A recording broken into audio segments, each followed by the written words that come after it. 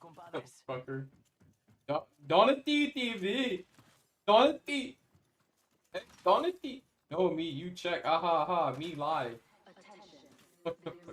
Donati TV. New kill leader. Not for Yeah, long yeah, now. I'll, follow for follow. Helmet here. Level 2.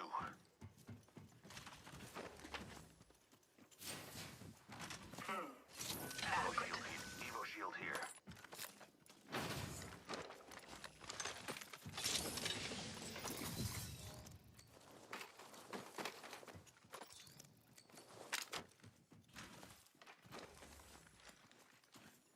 Follow for Oh, come on, you bitch.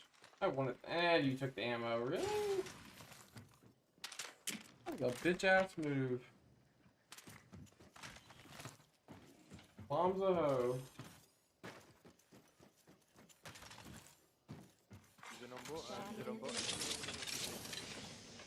The champion fell. They did not deserve the title. It's go time.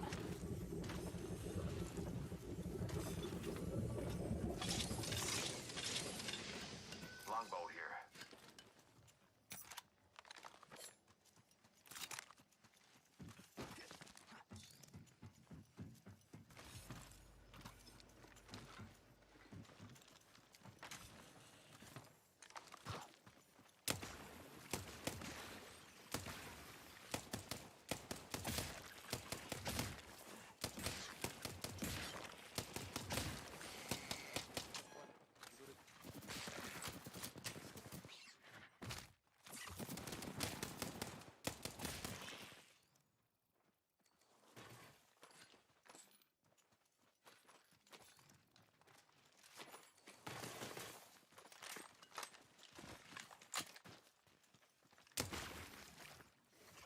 He is fucking.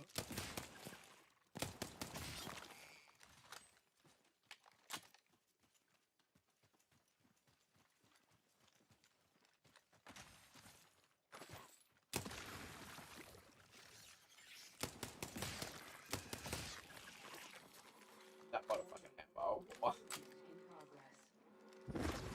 We're already in the next ring. Now, we wait. Optics here. Close range. Ooh, that's gonna kick. Half the you squad guys feel that remains. too? The field has been cleared. You sure and the is? true test begins. Optics here. Sure the fuck did.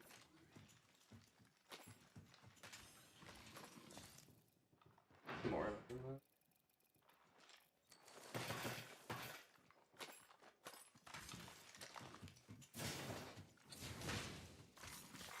Attention.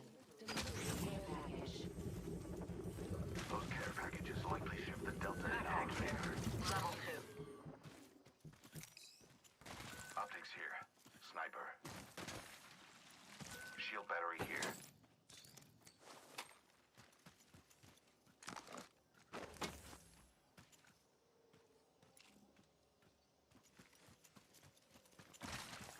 Rápido, rápido.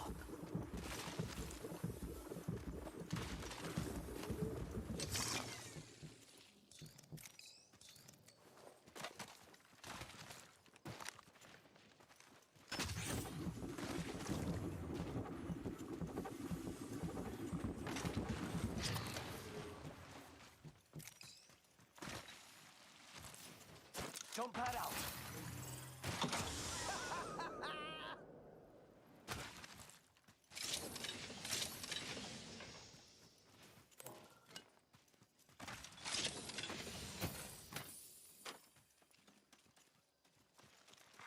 Attention.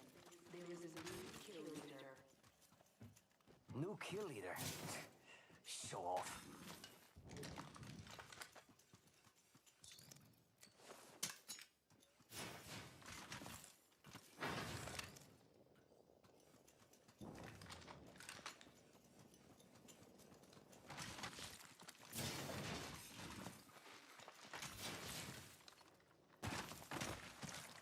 Dono T.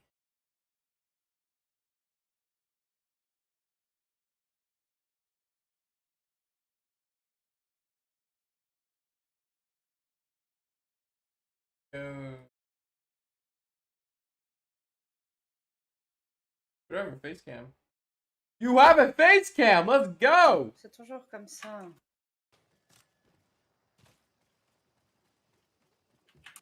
Il m'a pris le viseur, ah oui. Nice. I'll follow you, dude. Spotted one. Firing on subjects. It's go time!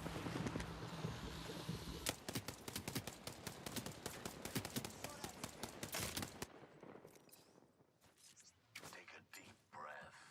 Throw an Arc Star! Reloading. Arc Star! Getting shot at.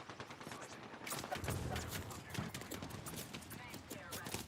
Throw an Arc Star! Eat thermite! The trap is set. Data soon to follow. Mira! Taking fire!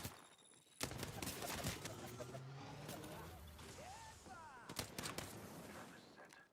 Data soon to follow. Gotta use a Phoenix kit. They stay forever. Reloading. Getting shot at. Target spotted. I'm down. Downed one. Cut down an enemy. I'm under fire.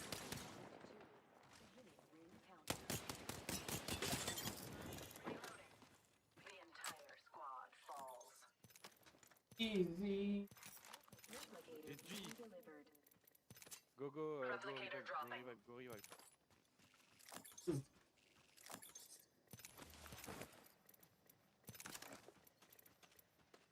This fight isn't over. Get up.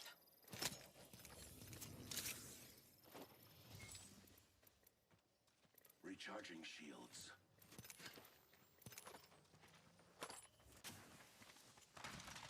Wait.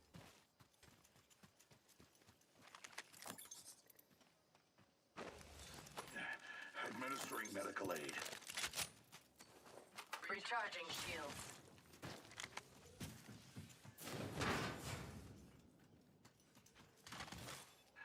Administering medical aid.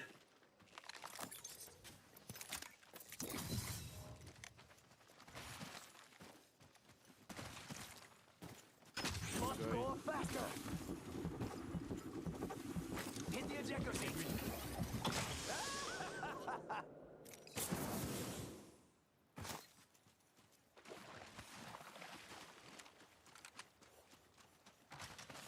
Damn thing keeps flapping in the wind over here.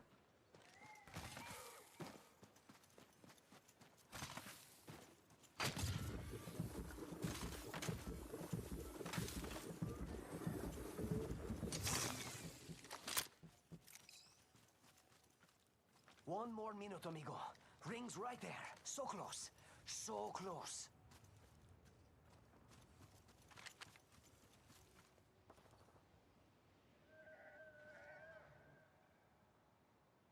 Good. The ring isn't very far. Subject spotted. There.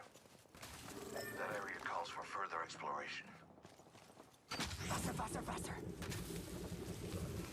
Don't rush, don't rush. No. Ring's around the corner and we've got 30 Yeah. seconds.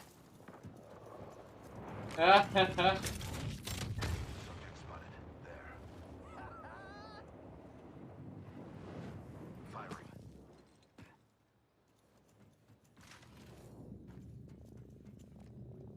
Spotted a subject over there. Okay, 10 seconds till ring close. Let's go, let's go, let's go! Faster, faster, faster! I have a subject in view. Far off.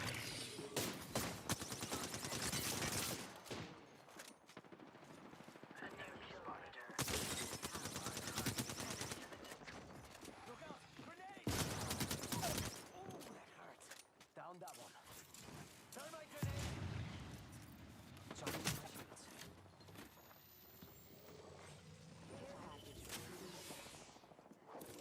Care package incoming. Reloading! Jump pad out!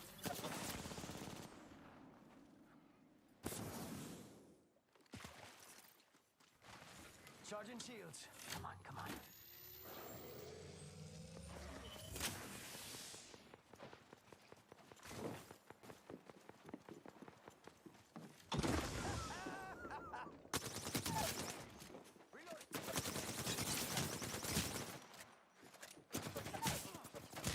Hello?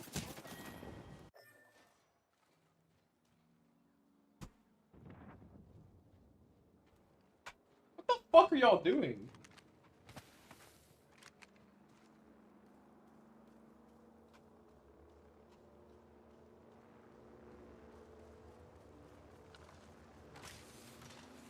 We have an opportunity to grab our colleagues back. Don't rush, don't rush. What the fuck was that? What are y'all doing? Like, actually. Hey, yo, Pelican, thank you for the follow, dude. Yo, why? This guy does not want to fight at all. Why? I was sitting there 1v3. I knocked down 2. And they're just standing there doing nothing. Like, they were actually just watching me.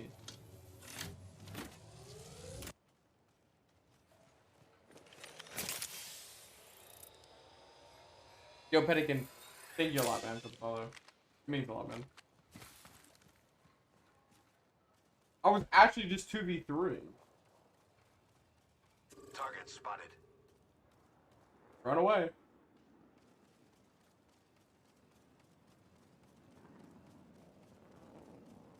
Subject spotted. Enemy far. Don't let them slip away. It's actually so cringe. They're just gonna turtle. They probably have a caustic in there too. What the fuck was that?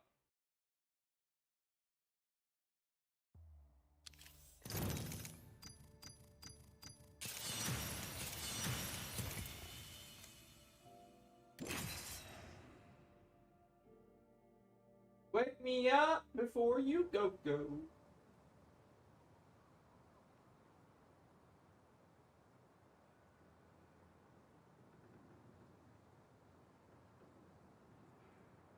That was actually so cringe.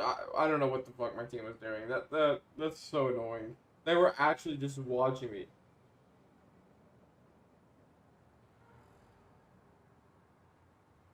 I wish I could talk to them. I don't know why my mic doesn't work in this fucking game.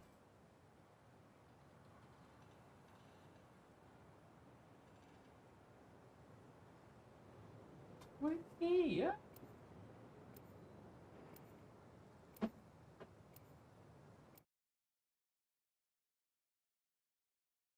Really? The ones that get me is like whenever like it's like a lizard and like the other lizard died in the road and it's like trying to wake up the other lizard. They take this win. Keep your friends close and your enemies under your blade. If you're with me, I'm with you.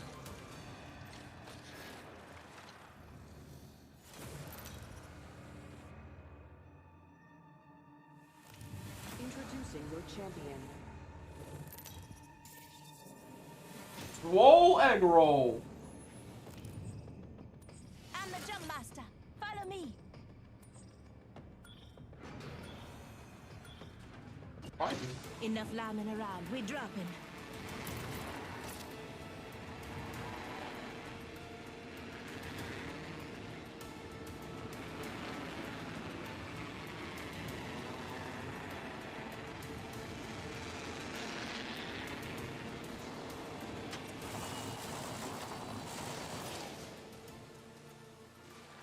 .30's OP.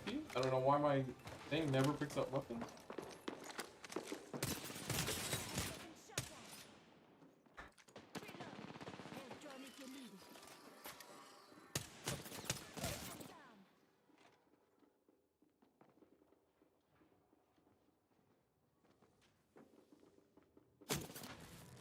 Really? Getting shot at. Reloading. No. Stop it.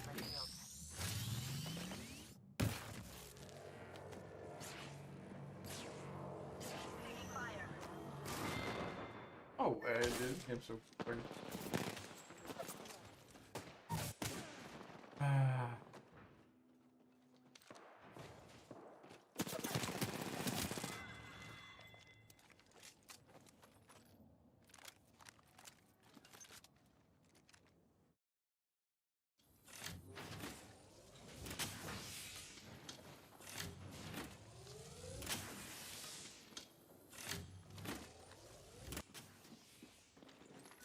Optics here.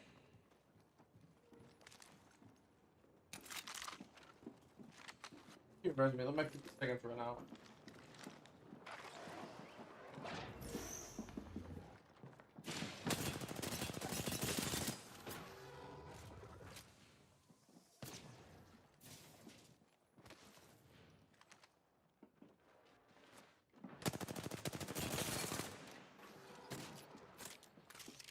Oh.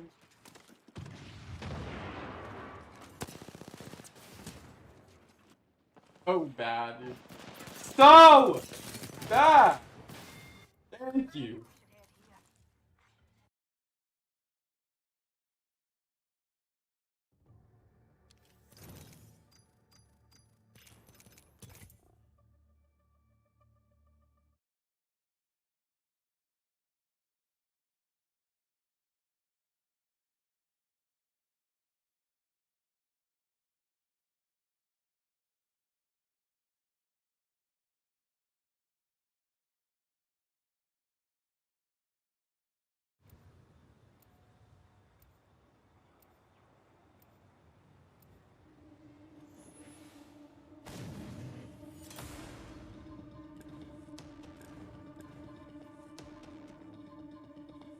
Certified rubber toy and grunt pop. Victory is assured, so long Wow, as you try follow to my stop me. lead.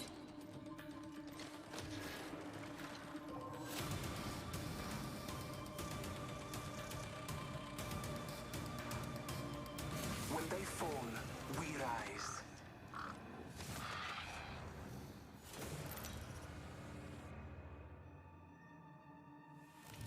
This is your champion.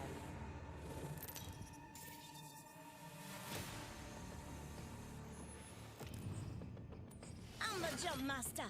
AJ Shea, lead them I don't away. think of myself as the best. Get ready. Moving up. We fight, boys.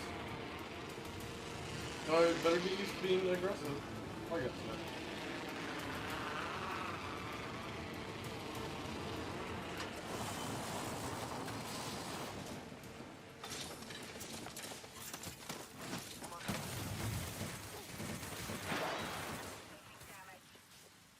Nice. Shields are depleted. Recharging. Grenade.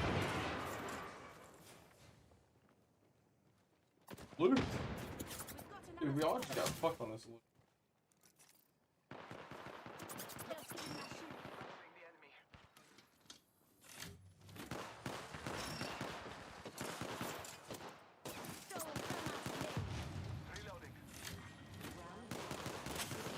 Just giving my shields a recharge. Next ring's not close. Oh, wait. Listen up, I'm getting shot at.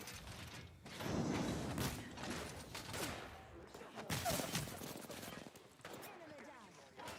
Deploying headstrong. Just a skip.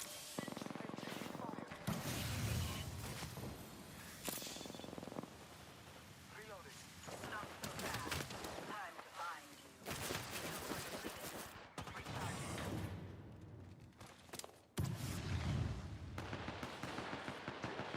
Fire. Reloading.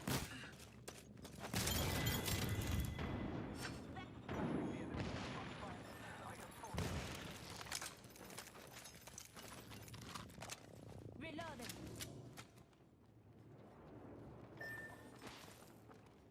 You and me now.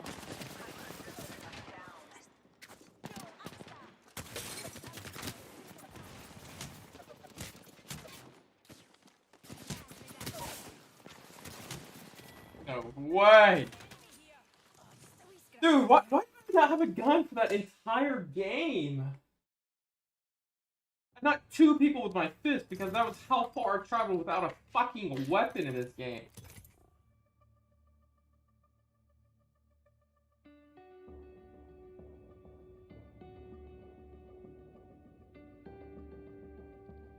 What in the cheap pistol concept? Hey guys, thanks for tuning in to another video on ForgottenWeapons.com. I'm Ian McCollum, and I'm out here at the range today with my friend Matt Hott, who has what appears to be a really abnormally small shotgun. Like, I'm not used to seeing you with not a shotgun. I know, right? But that's definitely not a shotgun. I got to keep people on their toes. So, what we're looking at today is sort let's of get a this move on, Nate. conceptual I'm sprouting pistol gray hairs use here. that, as far as I can tell, was pioneered by our friend Rhett Newmeyer. Mhm. And it's what he calls a cheek pistol. And so This Rhett outfit spent could some use time some working high-caliber on accessories. very short firearms for use in very patient. Yeah. So the way Rhett does it, and do kind of a reverse push-pull. So he's pulling in with this hand and pushing in with this hand, stabilizing the gun, and do. And, you know, It's really pretty remarkable It the works. accuracy and the cadence of fire you can get with it. And have a thing. So So this let's concept keep going. for this Get round aggressive. is largely Keep based good. on a big open We're gonna keep doing this till we get a squad that actually is good and be aggressive. Quarter, like going through a small building for police and security type of use. And I mean, when you hold that up in a firing position, things tight. And it's only as long as it is because it's got a suppressor. because I don't want to shoot my hand. Yeah, which is really more for hand protection because Matt's hands are about this big. Than it is for quieting the gun. Yeah, the quieting is not, but It is. But even without the can, I've got, you know, the QD mount on it gives me a little extra you don't- standoff. yeah. And that's something that Red advised as well. He has a muzzle device on his, some kind of flash hider, I think, just to keep the hand away from the path of that muzzle. Yeah. Recharging my shields. So the downside to this is that the Keltec CP33 is basically a piece of garbage. It is. Okay, what happens when you load the first round in any magazine? So on my particular gun, Brett says that this doesn't happen with his, but on my gun, when you charge the first round, it hangs up on the feed ramp, and you have to take the mag out and charge it again, and then put the mag back in. And it's very ammo sensitive. You put the wrong brand in, and it just doesn't work. It likes 40 grain or heavier bullets, and it likes a little bit of oomph behind them. So I've had good luck with mini mags and Blazer 40 grain. We have had absolutely no luck with like cheap Remington Golden Bullet bulk pack. I think you almost said garbage bullet there, which would be appropriate. Potato. So don't mistake this as a recommendation for the CP33 as a pistol, because No. not so good. No, it's to me, it's a proof of the concept of the form factor. Yeah. More than anything else. All right, but people want to see this actually. So let's flip the camera around and let's both do some shooting with it. Let's do it. Yeah. See, it does that just about every time. Now I gotta pop the mag out. Welcome to the shop. I've got just the thing for you. Yeah, we want the only 301 here.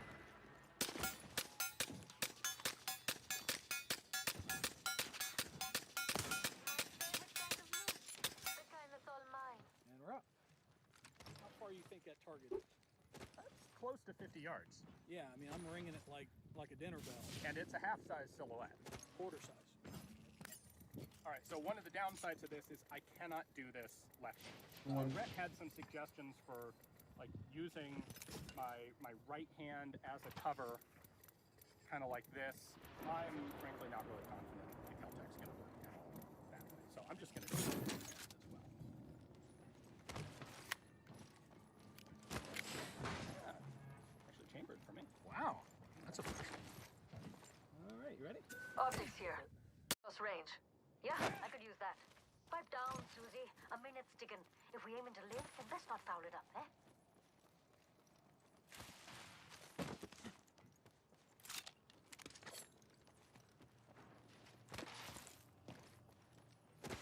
We got a bit of a trek, mates. 45 seconds until the ring closes.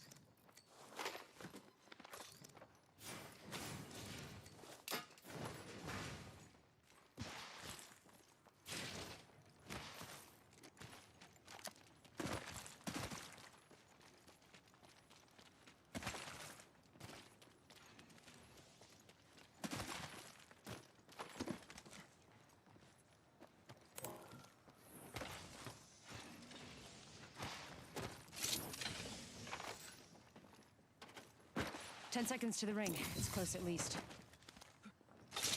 I need an extended heavy mag.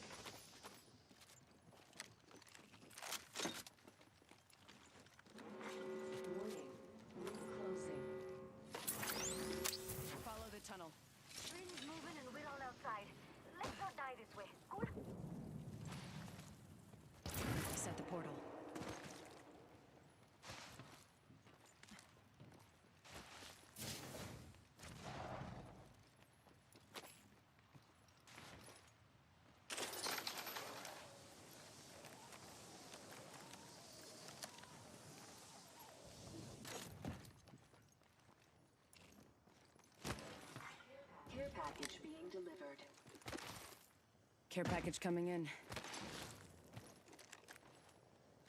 Yeah, I gotta change. Definitely not playing half.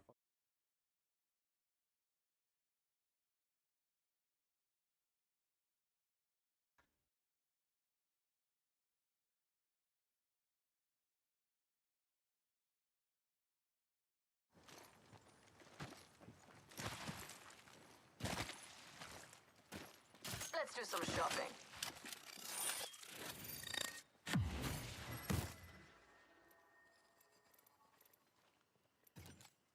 Remember who hooked you up?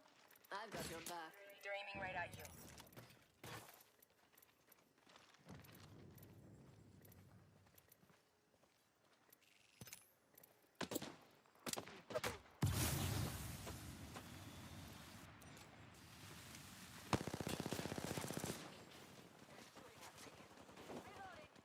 Enemy. Hold on. Getting shot at. Going to phase. I'm down. Half the squads are down. There's a full kill every Tossing an arc star. Throwing an arc star. Recharging my shields. Putting up some amped cover. This one's free. Remember that. Taking fire. Reloading.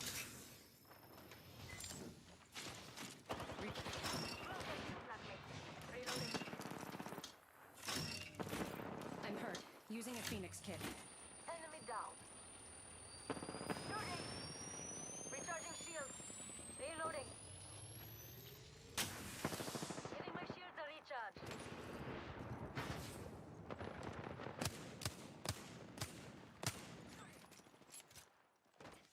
Taking fire.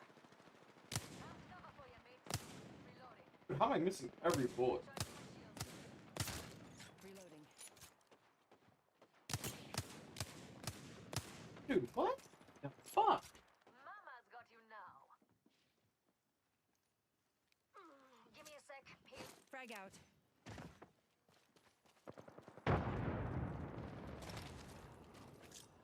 Frag out.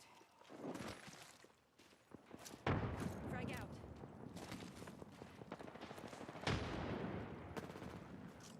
Frag out.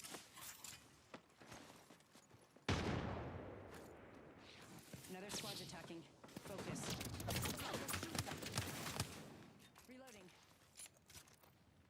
Watch out. Enemy there. Need to recharge my shields. Activating jump drive. Charging my shield. Setting off shot.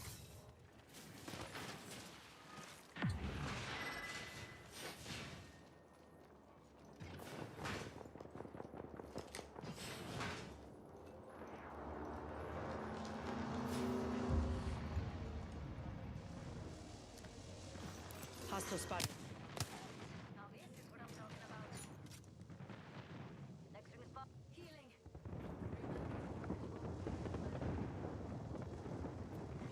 Attention. Delivering replicator. Healing. Giving my shields a recharge. Recharging my shields. Hostile right here.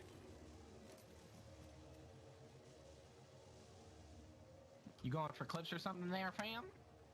Yeah, got it, right there.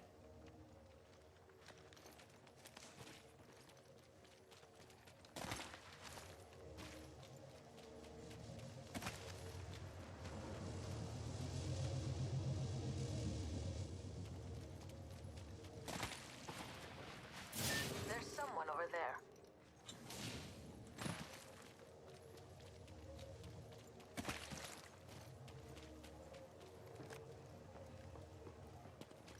Tossing up some amps cover. Come on, Blasey. I'm headed this way.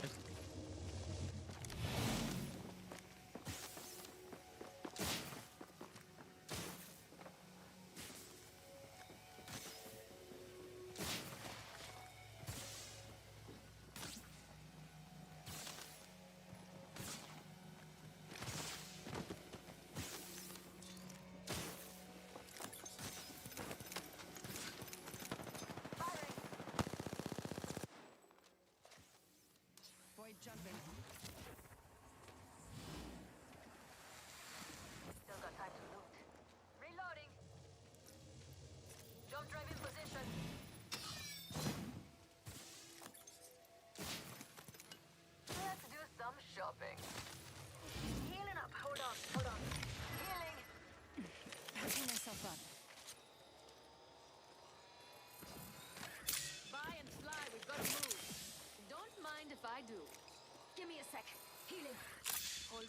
to heal.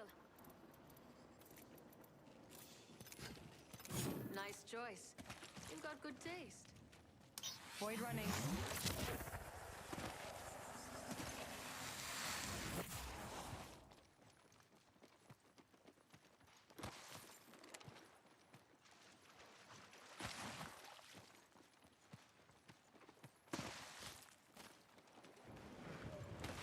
Tossing jump drive. Warning. Closing. Ring's moving and we're all outside. Let's not die this way. Pull.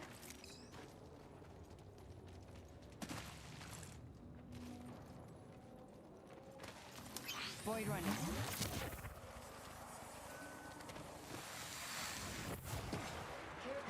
Enemy over there, just waiting to be stepped on.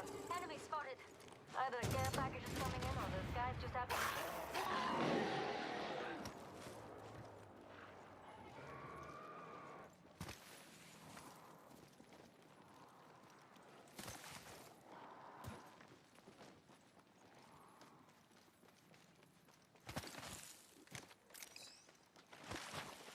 Going to phase. Yeah, there's a care package over here. tossing up some amped cover.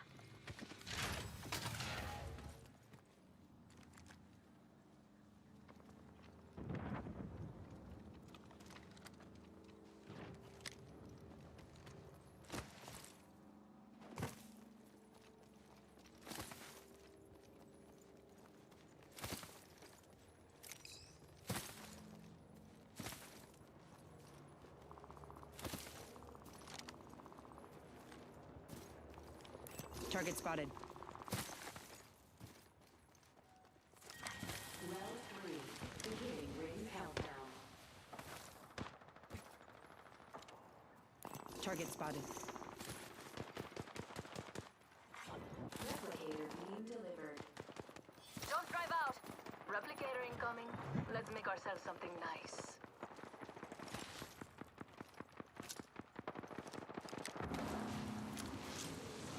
Frag out.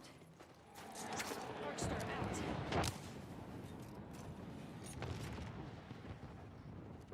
Amped cover. Reloading.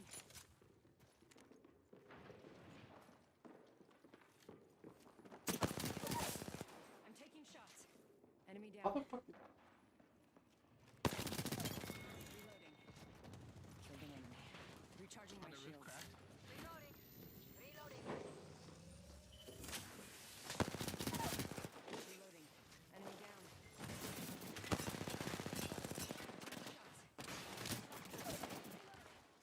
Enemy taken down.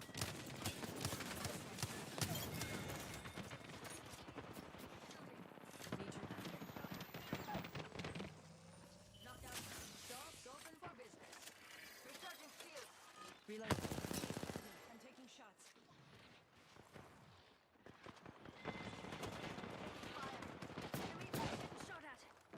Took out a run. Reloading. Contact. Enemy down. Healing up. Hold on. Two enemy squads left. We took out the kill leader, yeah? Right. Keep it up. Hold on. I need to heal. Need to recharge my shields. Black market here. Oh my god, what? You are coming home with me tonight.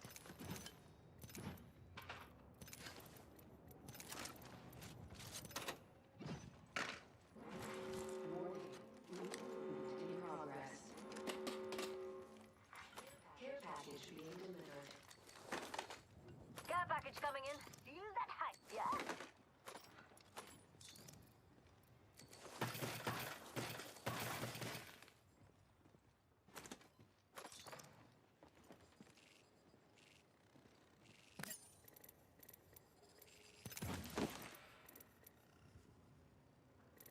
They're shooting at me. Recharging shields.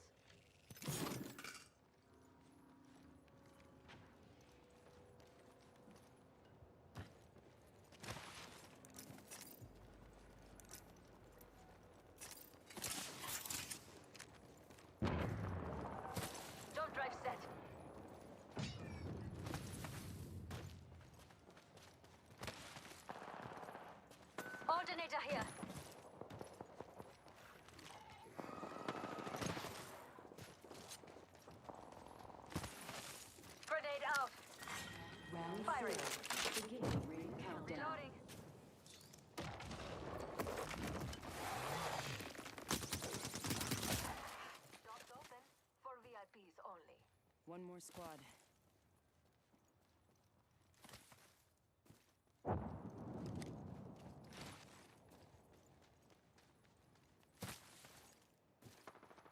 Taking fire. Target there.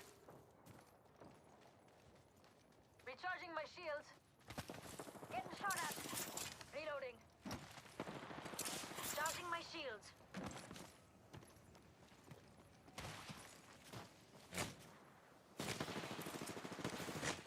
Sniper. Charging my shields. Enemy here. Up close and in my freaking face. Reloading.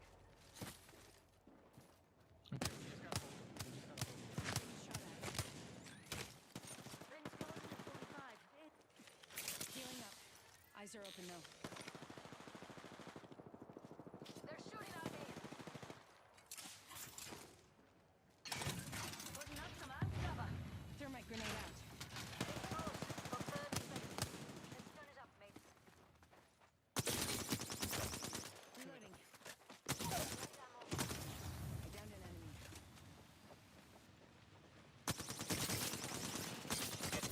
Reload. Some contact. Taking fire. Right. Blood pumping.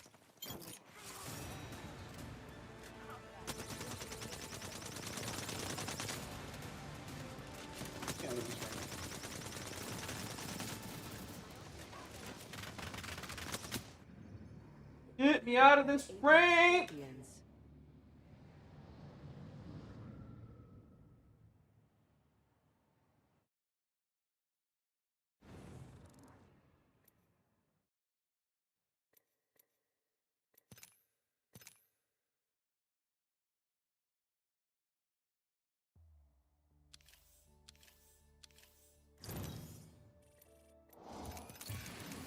I ranked up. That's the only true way to go.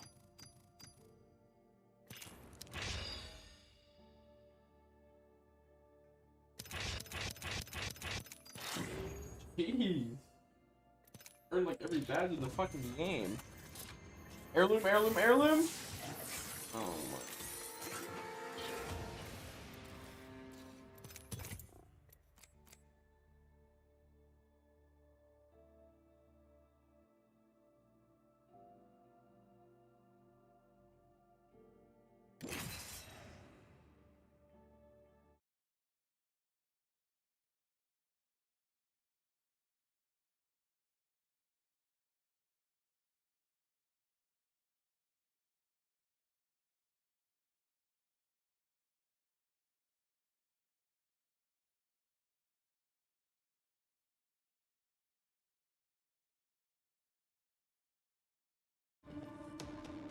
Hey bestie for the resty. Hi bestie. Prepared. Hi!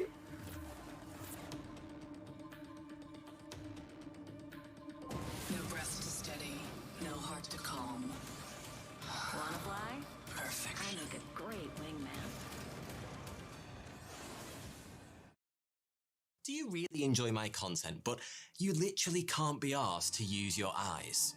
Then you're in luck, because you can now listen to the new Random Interesting Facts podcast with me, 42. Available on YouTube, Spotify, Apple Podcasts, or wherever you get your podcasts. You'll find a link to it in the description below.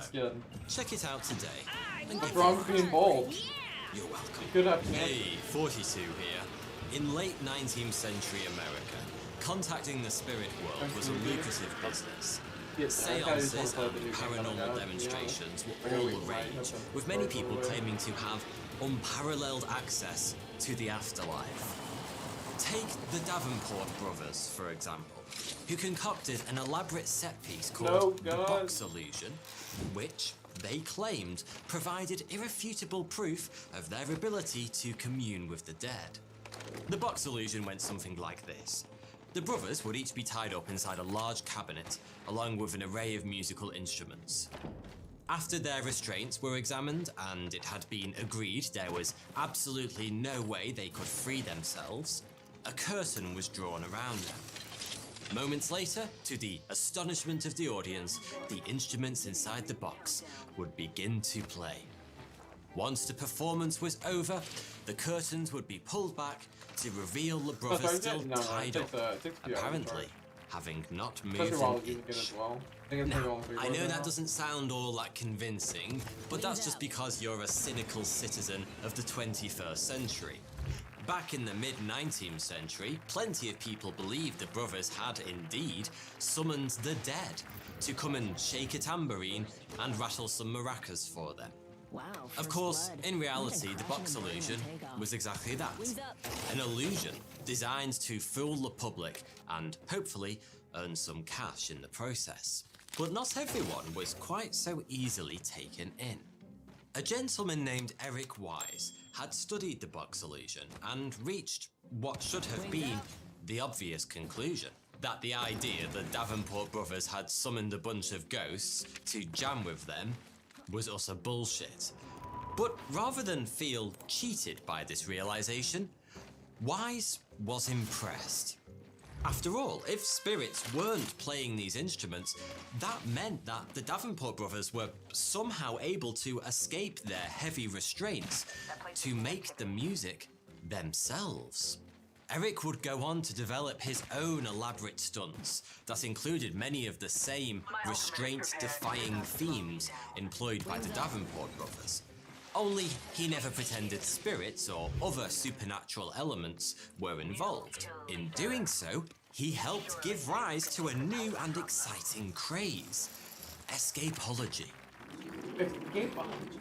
Oh, and by the way, whilst I'm guessing you've probably never heard of Eric Wise, there's a good chance you're familiar with his stage name, Harry Houdini. Houdini was born in Hungary in 1874, but spent much of his life in America after his parents emigrated there when he was 4 years old. From a young age, he dreamt of one day performing in front of thousands of people, and he didn't have to wait long for that dream to come true. Making his public debut when he was just a child, he went through a couple of different stage names in those early days. Eric, the Prince of the Air, the King of Cards, and the Handcuff King, before settling on something a little less boastful: Harry Houdini, after his hero, French magician Jean-Eugène Robert Houdin. Considering his undisputed legendary status, it's interesting that Houdini's magic career was met with little enthusiasm to begin with. He focused on card magic at first, but whilst he was competent enough at card tricks, he was no better than hundreds of other magicians plying their trade in America at the time. And if there's one thing Harry Houdini never wanted to be, it was average. If he was going to do something, he wanted to do it better than anyone else, and so he threw away his deck of cards and started to perfect a series of escape acts. Houdini took his new show on the road, demonstrating his lock-breaking skills in theatres, exhibitions, and even local police stations and jails. I bet that went down well. Despite his best efforts, Houdini still failed to drum up the kind of enthusiasm that he longed for. And by 1898, after years of struggling to make ends meet, he considered quitting show business out my gun and it doesn't take out my fucking Fortunately, gun. During this moment of indecision, he caught his first big break when a theatre manager gave him a shot at performing in America's Vaudeville House. Vaudeville shows were hugely popular variety performances, consisting of music, comedy, dance, and of course, magic. Houdini was an instant hit and soon found himself in great demand. Riding this wave, he soon found himself touring Europe, and it was in London that Houdini truly became a global megastar. A British blacksmith had spent 5 years designing and building a set of handcuffs he claimed no mortal man could escape from, and the Daily Mirror newspaper challenged Houdini to prove the smith wrong. The much-hyped event drew an audience of 4,000, and more importantly for Houdini, over 100 journalists. The crowd gathered at the Hippodrome Theatre in London's West End. to see if Houdini really was the handcuff king he'd claimed to be earlier in his career. And after almost an hour of grueling mental and physical exertion that included having to tear off his coat using a penknife clasped between his teeth, Houdini was finally able to free himself. The crowd went wild and triumphantly carried an emotional Houdini from the theatre. The spectacle made front-page news, and a legend was born. Later in life, Houdini would claim that this stunt was the most difficult escape of his career. When simply escaping from handcuffs became a bit too pedestrian for Houdini, he did what most people would do and started jumping off of bridges into icy cold rivers whilst being weighed down by a pile of metal chains and restraints. Okay, so maybe not most people. On hitting the water, Houdini would disappear beneath the surface for what felt like an eternity. And just when the crowd were beginning to fear the worst, he would reappear, free of his restraints and triumphantly swimming to the shore. As his fame grew, Houdini's performances became even more elaborate. He understood the importance of always remaining one step ahead of the competition, and he constantly sought to find the next big trick that would wow his ever-growing legion of fans. At the Hippodrome Theatre in New York, he made an elephant disappear. In California, he almost died after being shackled and buried alive. And in Boston, he escaped from the belly of a sea monster. Okay, maybe not quite a sea monster. Most historians agree the mystery beast from the murky depths was actually the carcass of a giant leatherback turtle that had washed up on the Boston City shoreline. Still, it was pretty impressive, and a bit gross. For reasons that are very difficult to understand, a group of businessmen had clubbed together to challenge Houdini to escape from this rotting carcass. If you're doubting whether Houdini could actually have fit inside a turtle, don't. Leatherbacks are the largest species of turtle alive, growing up to 3 meters in length and weighing in at close to a metric ton. Thousands of people lined the streets as the turtle carcass was paraded through the city and carried into a packed auditorium where Houdini awaited its arrival. With his hands and feet shackled, he crawled inside the belly of the beast, and the entire dead turtle was wrapped in chains and concealed behind a curtain. After just 15 minutes, Houdini managed to free himself, emerging greasy but grinning, according to reports from the time. Now, it goes without saying, but in the unlikely event that you do have access to a leatherback turtle carcass, don't try this at home. In order to capitalize on his fame, Houdini devised a series of elaborate stunts that, unlike the turtle escape, could be performed night after night on stage while her in front other of two a teammates just got packed-out fucked in the ass. The first of these was his infamous milk can escape, which does exactly what it says on the tin. Well, can. Houdini would submerge himself inside a giant metal milk can that had been filled to the brim with water.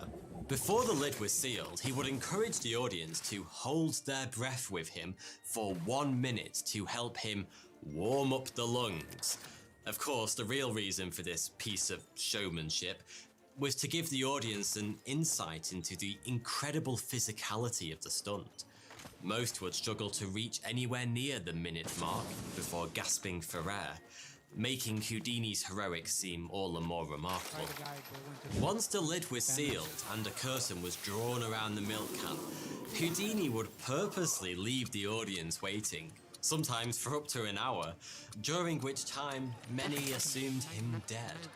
But just as the tension reached fever pitch and cries of "mercy" began to ring out through the theatre, Houdini would reappear from behind the curtain, soaking wet and exhausted, but alive. Of course, it would have been impossible for Houdini to hold his breath for the entire duration of the act.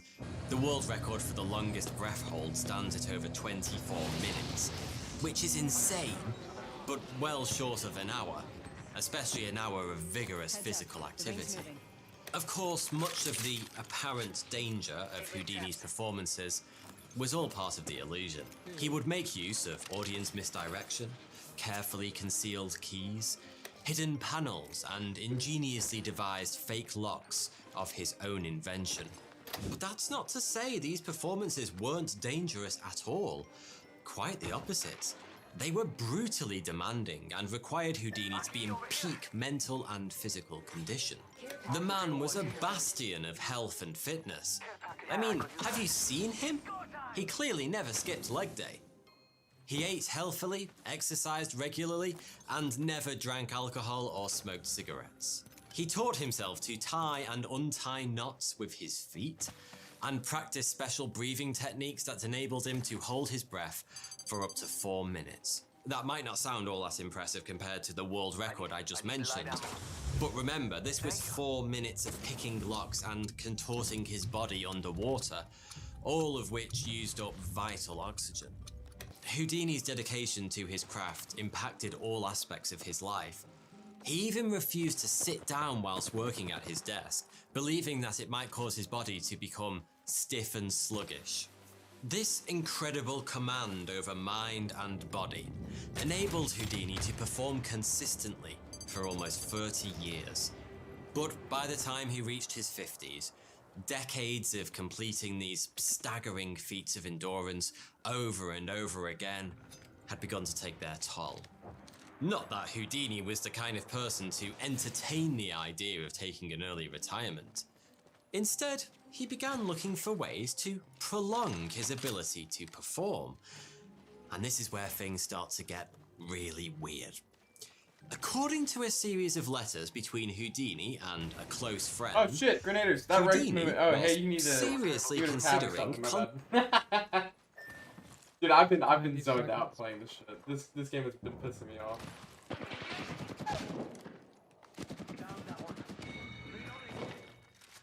What am I just standing here for? Houdini YouTube vid or something. Yeah, I was watching how nobody knows how Houdini actually died.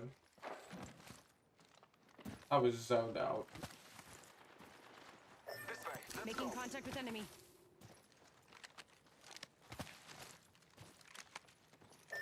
Target spotted. Throwing jump pad. Let's go here. Must go faster.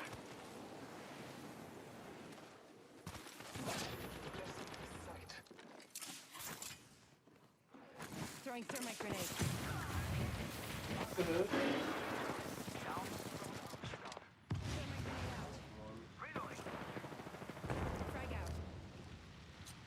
How are these spots so separated? Un momento, healing. You're looking at the new kill leader. Anybody need energy ammo? Scanning the area.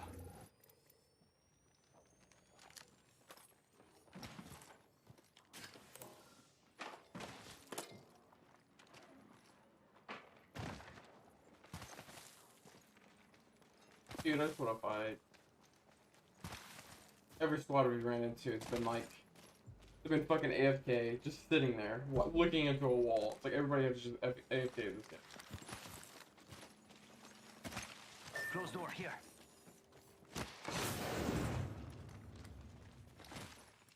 Round 2. Beginning ring countdown. New ring is distant.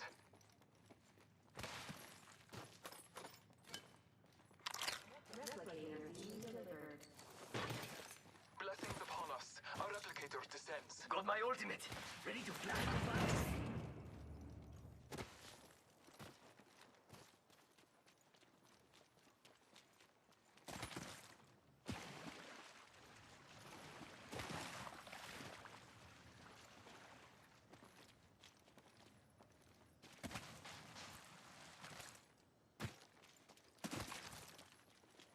I saw someone, and I don't think they're selling cookies.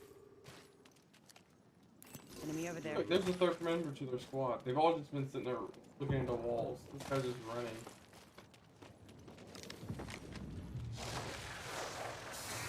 Someone traveled through here recently.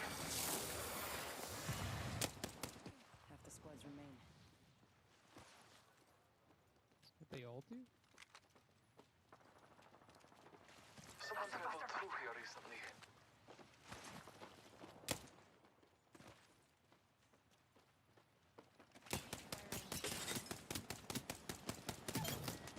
What are they doing? That was the last one. Nice work. Whoa, you ain't messing around. I don't understand this game anymore.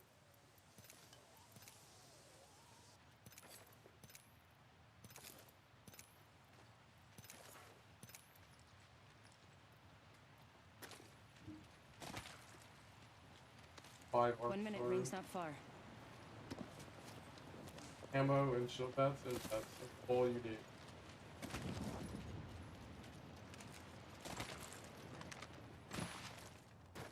I have located the next ring. Trust your maps.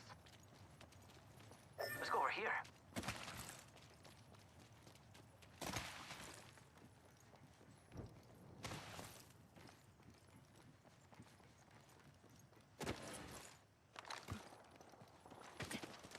Enemy spotted. Way out there, like little cucarachas. Faster, faster, faster!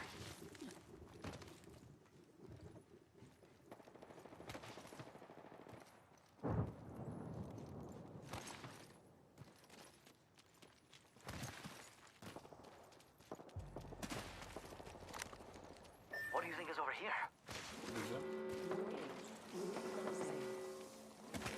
We're already in the ring.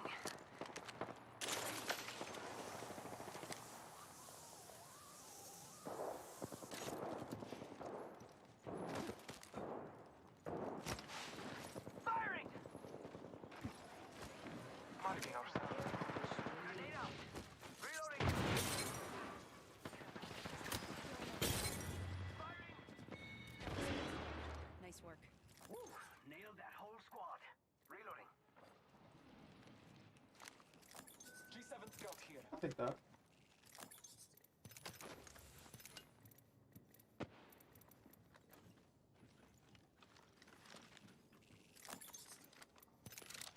Who? I'm just busy right now.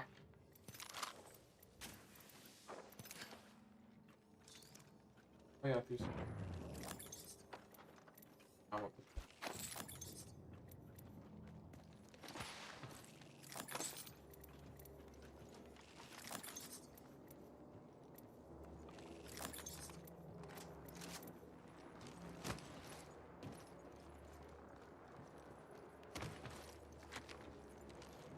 The G7 scouts, obviously. Taking fire. Marking our surroundings. Charging shields. Come on, come on. I got him up. Enemy over there. Enemy. What is this shit? What is this double shot?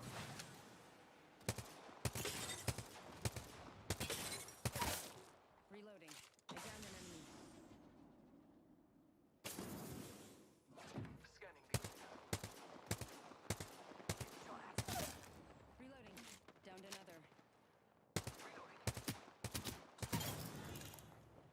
Charging shields. Killed an enemy. powerful There was shot. one more at the zip line. He was Reloading. right next to us. Someone just cannon. They're right here. Spotted. Charging on my shields. Double shot. Okay, thank you. Marking our surroundings. This guy has a shit ton of ammo. Heavy up. Light ammo here.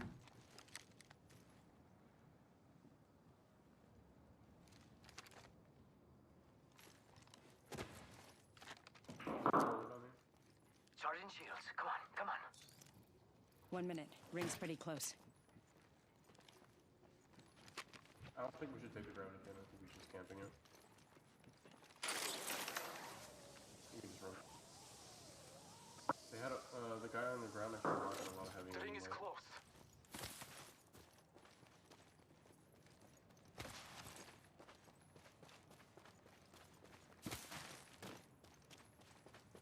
I spent the grenades.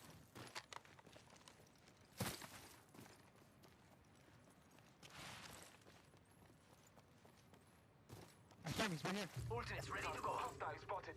All Father, give me sight. Rápido. In combat. Reloading. Where is he? Enemy spotted. I Target see over him, I there. see him. You might I take cracked Rosie. his shield. I cracked him. I don't know. He's gonna come over here anyway, so I'm not gonna bother. Taking fire! Making contact with enemy. Oh no, there's another squad! Attention. Shots fired at me. Care package. Bro, I'm about to just pat on this guy. Care package coming in. I cracked him again.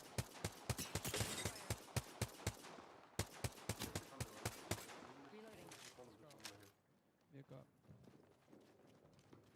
He's running right here. Someone else is over there. Arcstar out. Enemy spotted over there. Reloading. Getting shot Dude! Oh.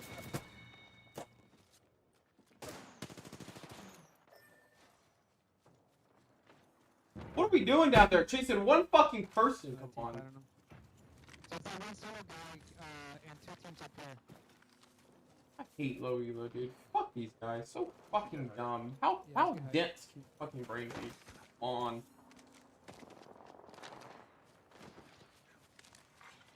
Round 4. Beginning ring countdown. I'm gonna get this man real quick. How are you gonna get me? There's nowhere to rotate. Affordable.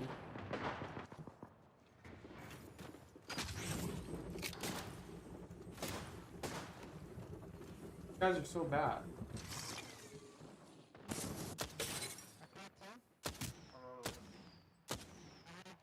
He's sitting here focusing comment on a down person. Just throw a fucking grenade and move on.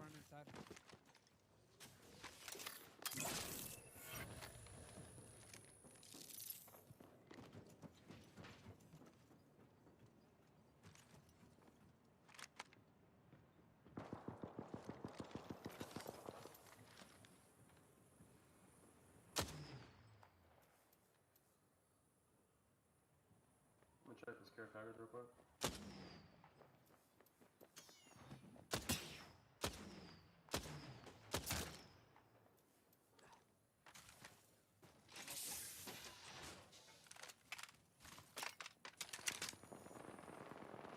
Trying to take advantage of this soon.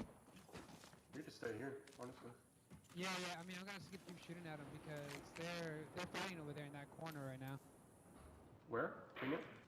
Someone traveled through here. On that corner. Contacting an acclaimed doctor by the name of Sergei Voronov to see if he could help him out in the small matter of defying the aging process. Now, that might not seem too bizarre. After all, anyone wanting to increase their life expectancy could do much worse than asking a doctor for advice. But Voronov specialized in a field that was a little more extreme than most.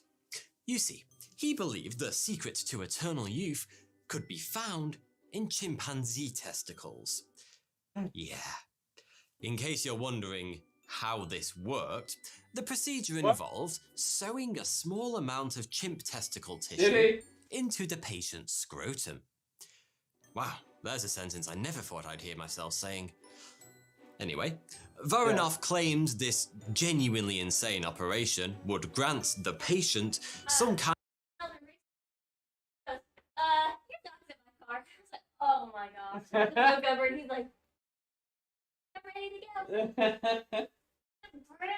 kind of monkey-based superpowers, including an increased sex drive, the ability to work longer hours, improved eyesight, and better memory recall. All of this sounded right up Houdini Street, and whilst we don't know if he ever underwent the procedure, some Houdini researchers believe he might just have.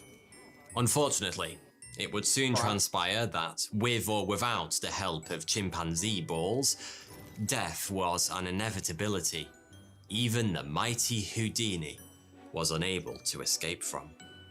Although in true Houdini style, Okay, I'm gonna try and play Half-Life Alyx. Half-Life Alyx!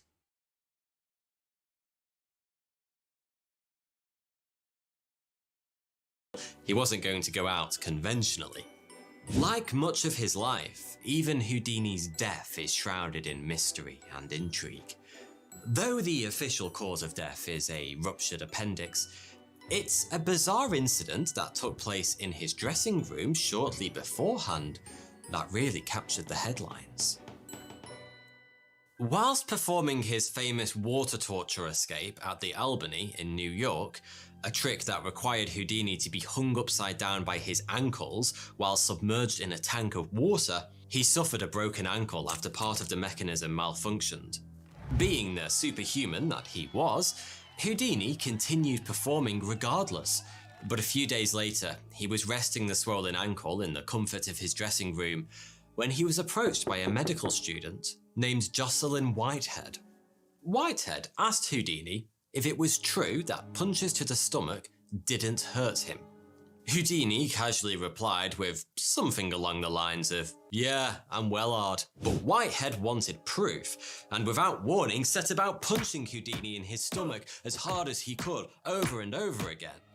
Unprepared and lying prone thanks to his broken ankle, Houdini crumpled in pain, before Whitehead, perhaps realizing he should have just asked for an autograph, ceased his flurry of blows. It's impossible to know for sure whether or not Houdini was already suffering from appendicitis before this incident, but he certainly was afterwards. Amazingly, he continued to perform despite the broken ankle, inflamed appendix, and a 104-degree temperature. It's even said that at one point during his final performance, he passed out, but continued the show after being revived. Think about that the next time you call in sick with man flu. After 2 days of agony, Houdini admitted defeat and was taken to the hospital, where he had his ruptured appendix removed. Unfortunately, his refusal to seek medical attention earlier cost him his life, and he died. He died?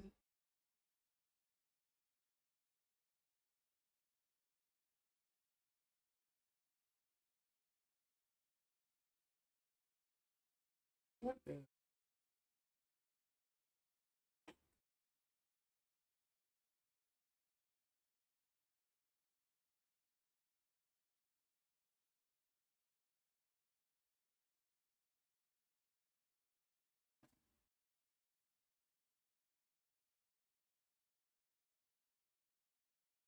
Yeah. Fuck.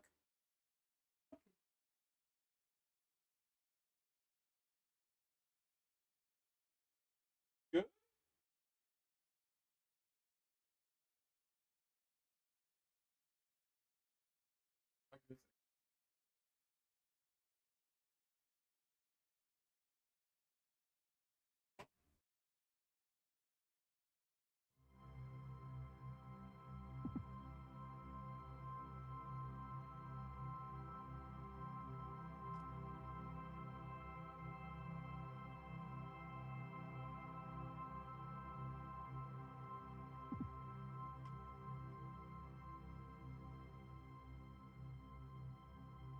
Bro, my face here.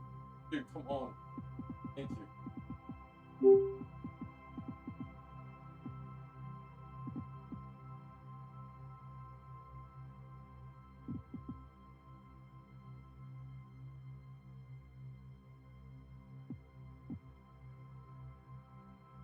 Oh, I'm actually in Steam VR right now.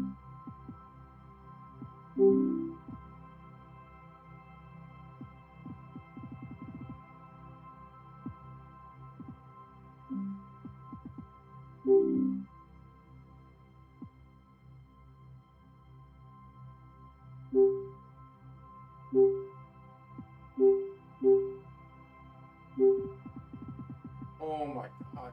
Shit is so fucking buggy. It just pisses me off.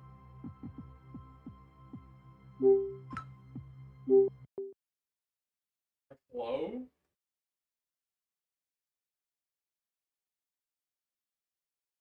Why is Steam VR running without me even putting on Steam VR?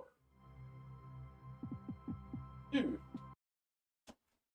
Highly fuck.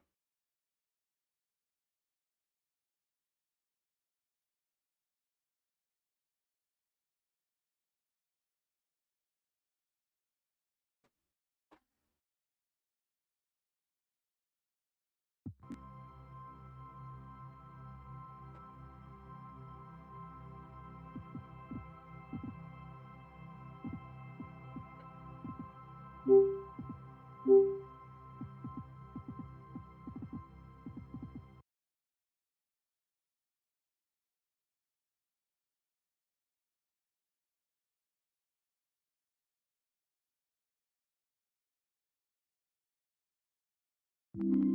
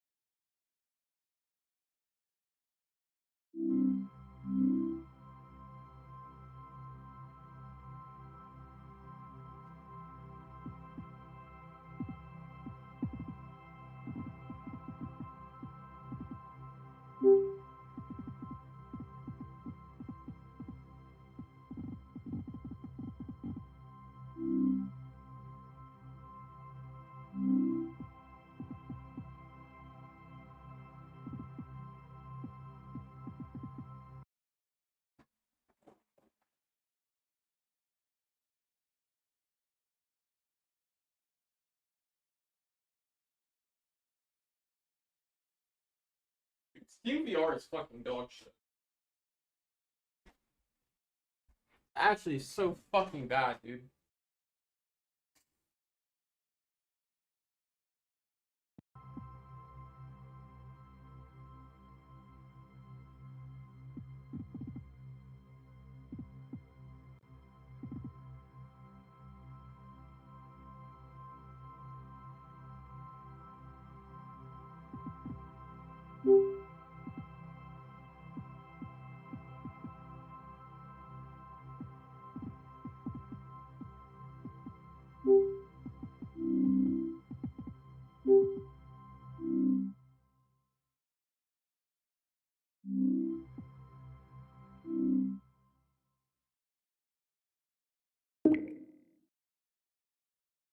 Thank you, dude.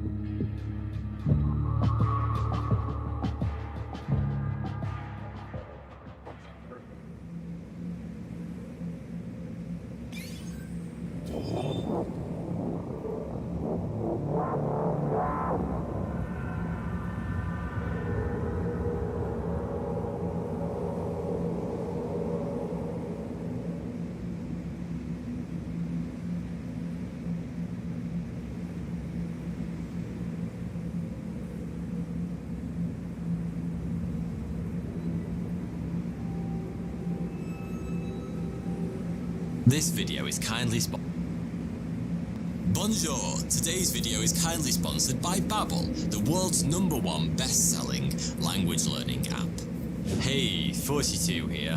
Where I come from, people like to talk about the weather. A lot. Research shows that 94% of English people have spoken about the weather at some point in the last 6 hours. And almost 40% say they've mentioned the weather at least once within the last hour. That means at this very moment, more than a third of people living in England are saying something like, "Ooh, a bit warm for this time of year, isn't it?" Or, "Put on a jumper, David, there's a nip out." But, like American writer Charles Dudley Warner once famously said, everyone's talking about the weather, but nobody's doing anything about it. Or are they? For thousands of years, our species attempted to manipulate the weather through various high-tech methods like rain dances and ritual sacrifices to the gods. But at some point, we were forced to admit the truth. We were running out of virgins and livestock to murder, and the rainy Macarena didn't actually work all that well. There clearly had to be better ways to control the weather, but it was only fairly recently that we've managed to figure out a few of them. With over 10 million subscribers worldwide and content updated daily, Babel is top of the list for anyone who's looking to learn a new language, and it's easy to see why. I remember travelling in France and wandering through a busy market full of incredible produce, but I couldn't understand a single word anyone was saying, and that bothered me. I really want to unlock a greater understanding of more languages so I can fully immerse myself in different cultures. So, I'm using Babbel to learn to speak French. Babbel is packed full of fantastic learning content, and it's all designed by real-life language experts in order to get you learning with real-life situations and dialogue.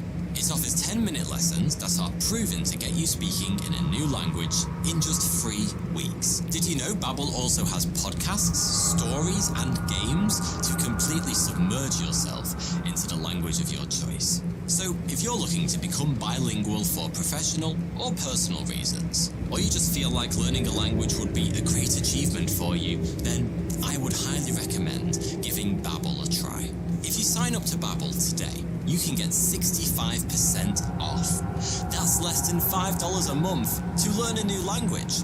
So click the link in the description below. Au revoir et bonne chance.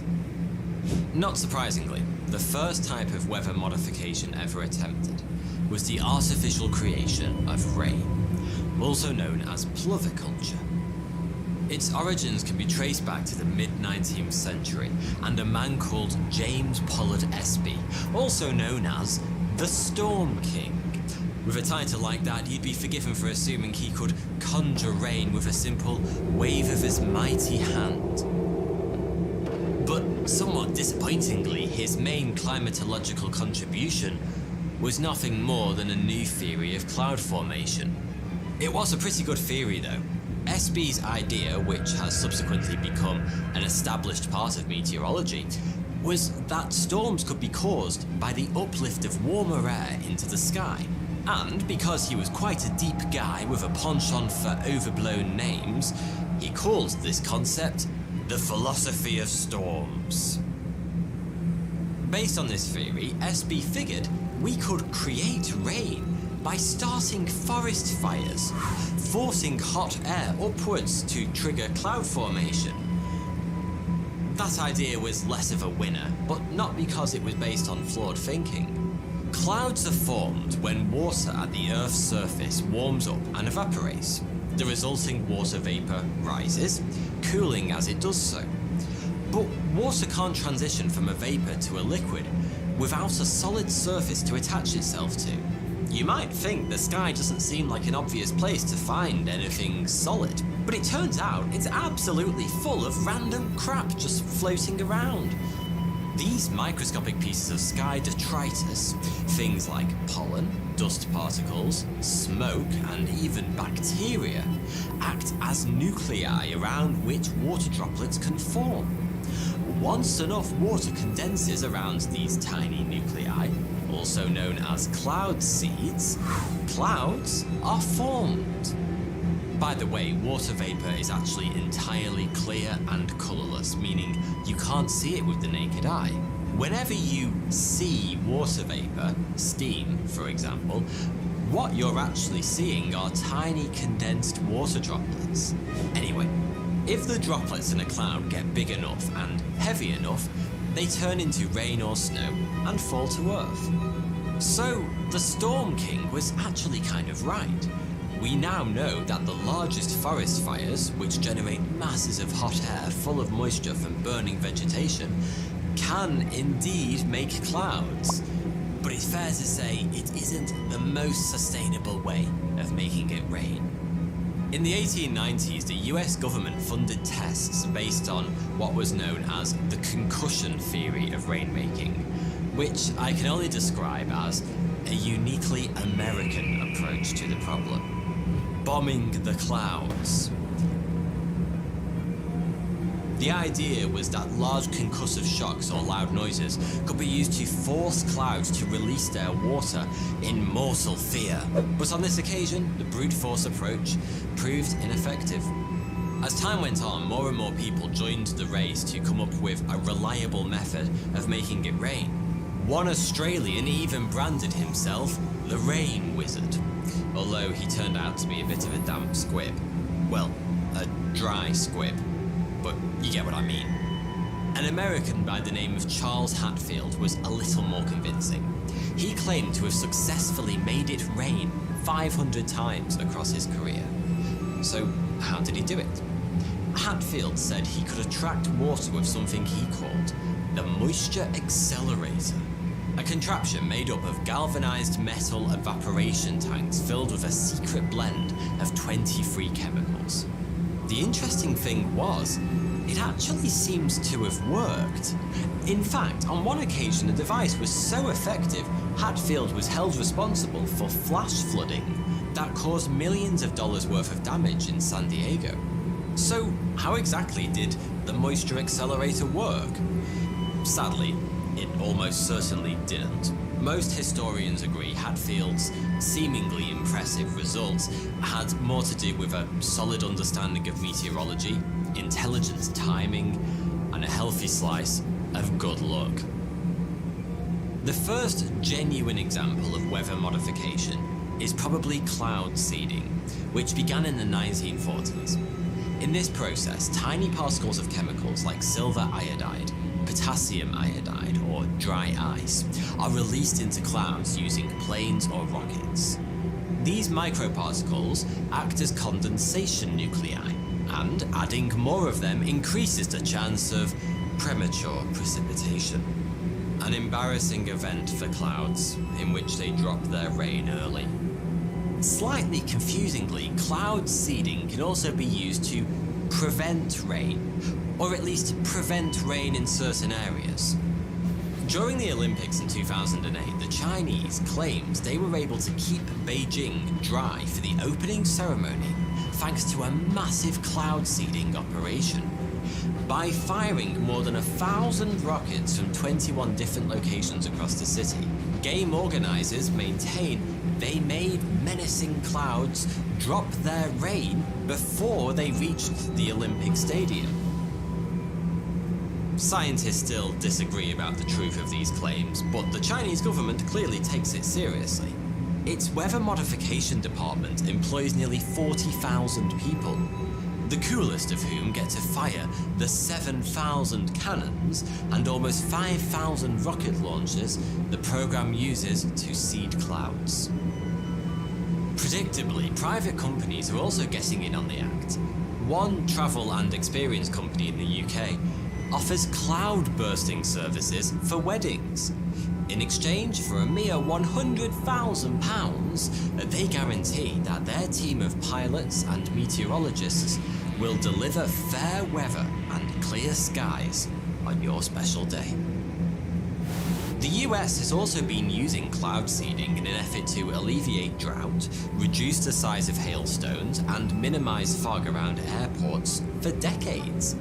In Utah, which is the second driest state in the US, cloud seeding is used to build up winter snowfall over mountainous regions, to increase runoff into rivers and streams when the snow melts in spring and summer. Yeah. In some years, the state government has said the program has delivered a 10% increase in snow, which is great. What is potentially less great is the resulting increased concentration of silver iodide in the water. It turns out that dumping truckloads of silver iodide into the sky to make rain inevitably means that some of it ends up in the water supply, though studies do suggest that levels of silver iodide contamination are low and well within the Environmental Protection Agency's guidelines. Some people are still worried though, mostly because there have been no real studies on long-term exposure to low but elevated levels of silver iodide.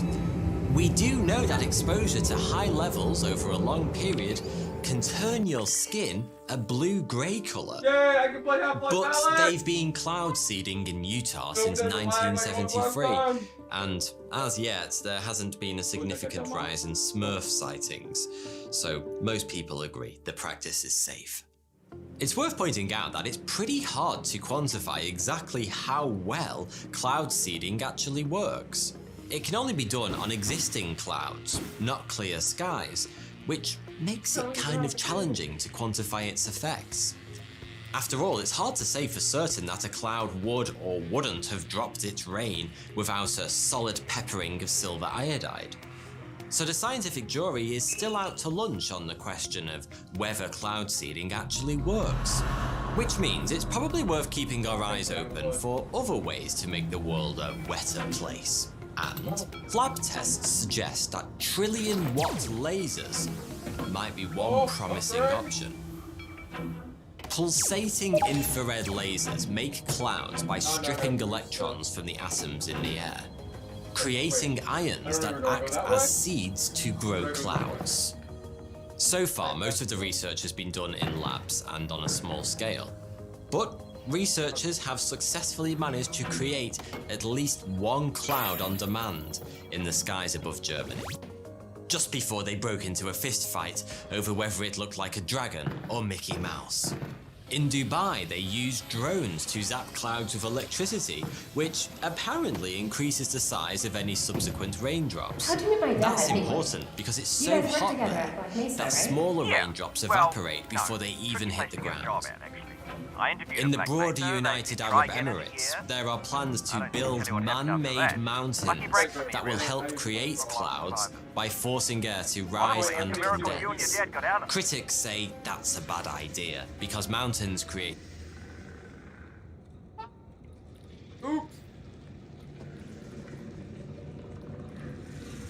Whoopsie daisy.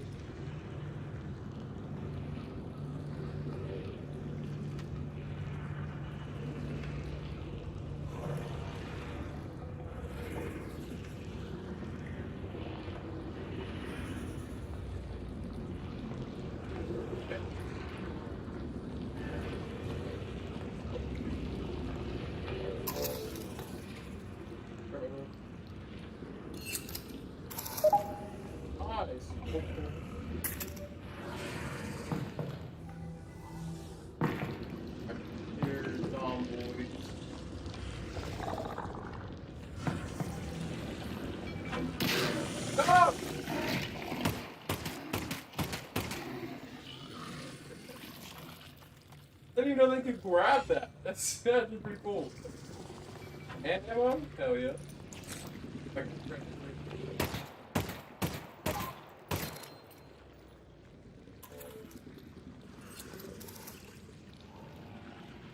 Good.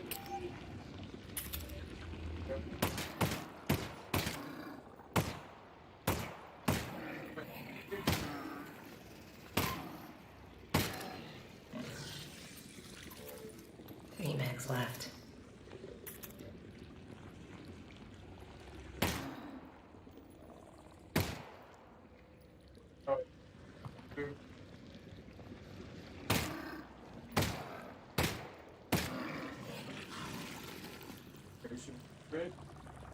All the ammo we have?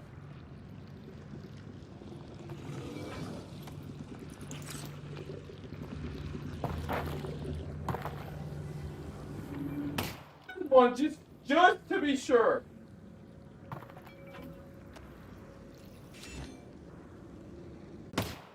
Just to make sure.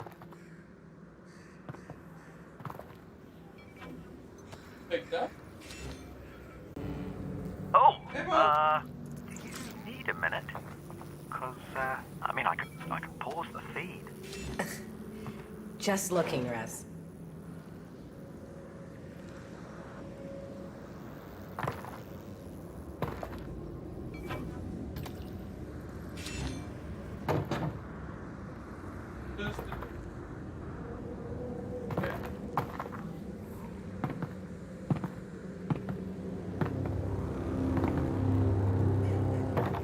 I take it the quarantine zone is behind this hatch? Yeah, that's where they keep it. I'll look around for a control panel to open it up.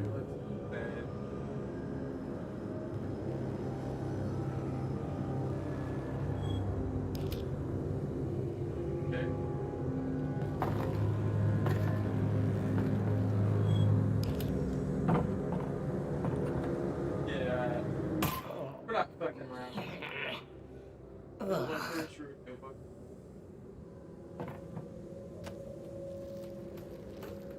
Oh, yeah. Good.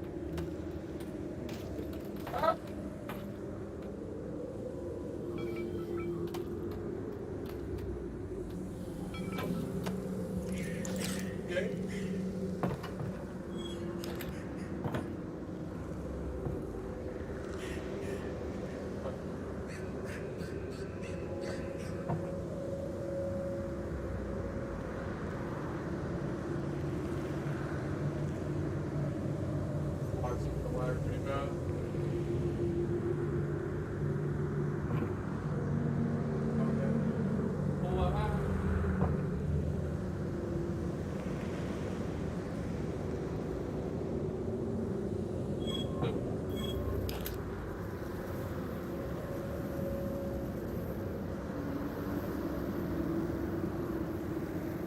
No more.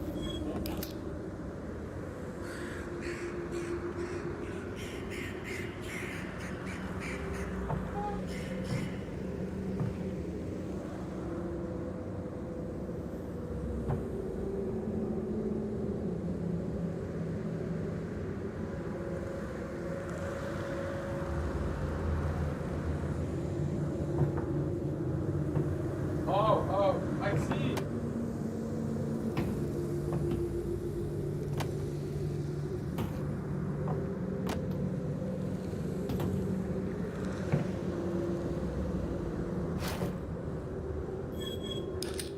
Wait, is the door open now? Okay.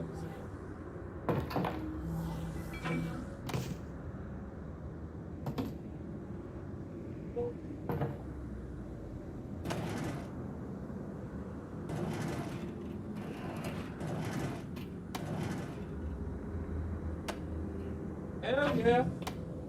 Upgrade.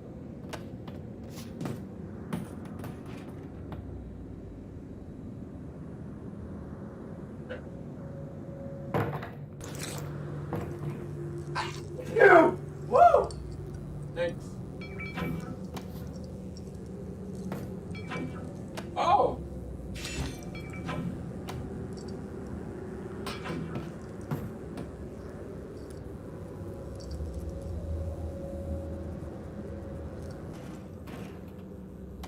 What the hell is that?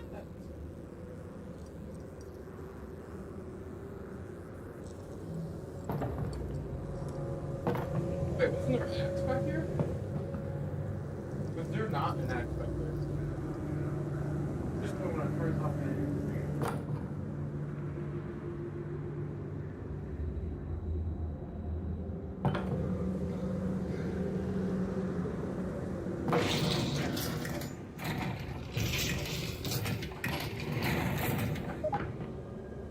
That's the control panel. They've probably scrambled the circuit. But considering no one would be dumb enough to open the hatch, it shouldn't be too hard to put back.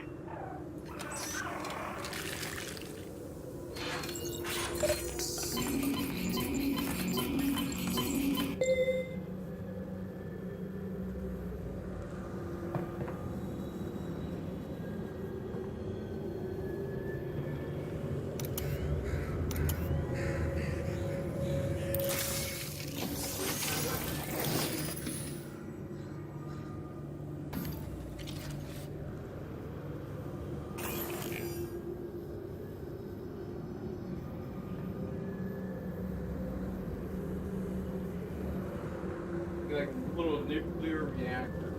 Oh.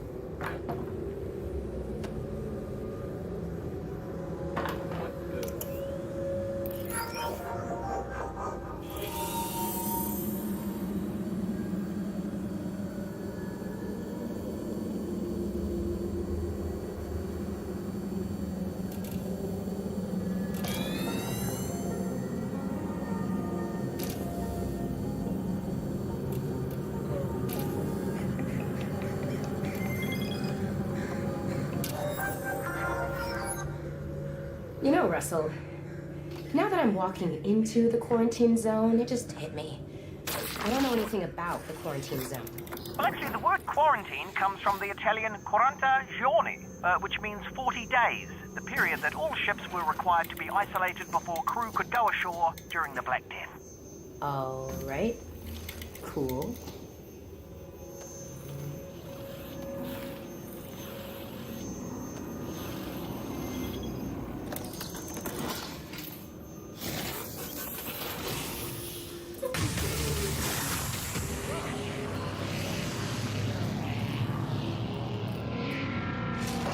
We should have a more advanced way of trying to Haha! There we go, finally. I'm gonna head in. How far is Fairview Junction? You'll go through the old subway tunnels on your way to the train yard. Have they started moving Dad yet? I don't think so, which is good news because we've still got time. Oh, that's great. Or bad news because they've already killed him. And you don't need to move a corpse, you just bury it. Or burn it. Still there, Alex? Mm-hmm. Russell, are you seeing this? Whoa. Ew! All right. Here we go.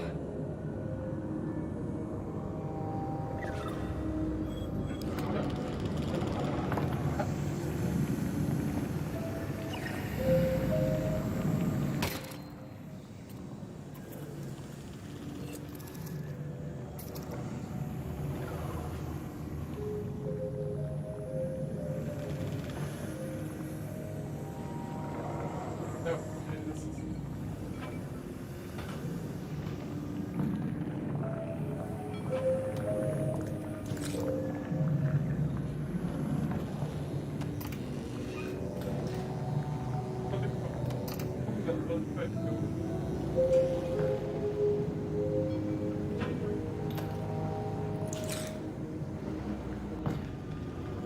Oh, what the? Oh.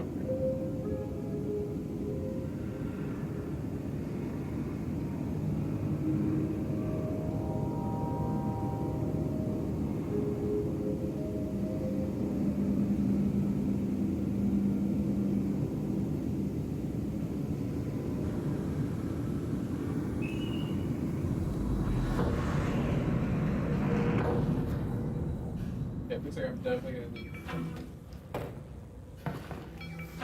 Hey, Russell. I just found a loose syringe of God knows what.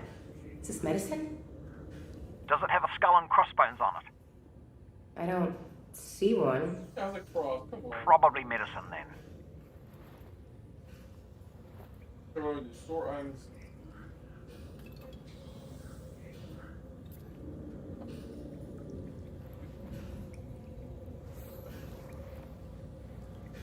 Good?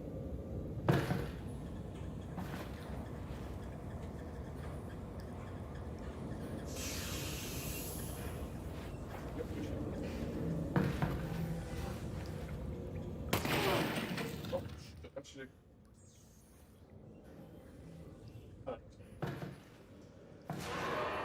Do you hear that? What is that? My heart.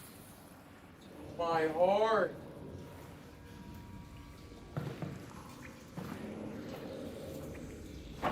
Oh boy. Yeah, that's the way we gotta go. No shortcut? Yeah, that is the shortcut. Sitting there.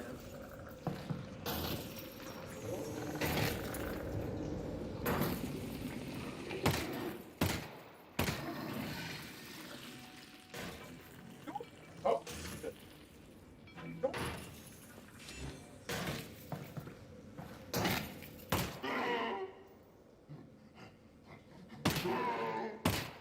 Alright, that seemed to work. Let's keep doing that.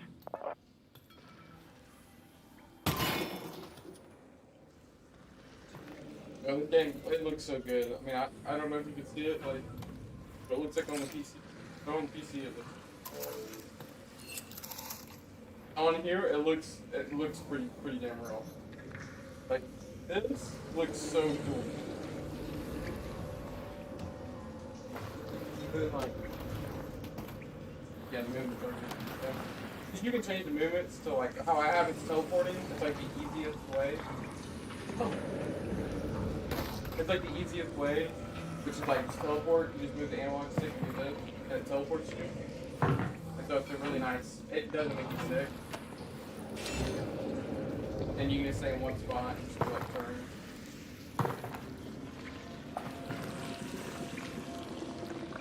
Yeah, they will set you up. Watch. I'll be right into it. They set you up, and then you go. You start out a little school. Yeah. Yeah, like I didn't know what that was when I first played this game, and I walked right into it, and I was just getting sucked up into its mouth. Look. It ain't that cool.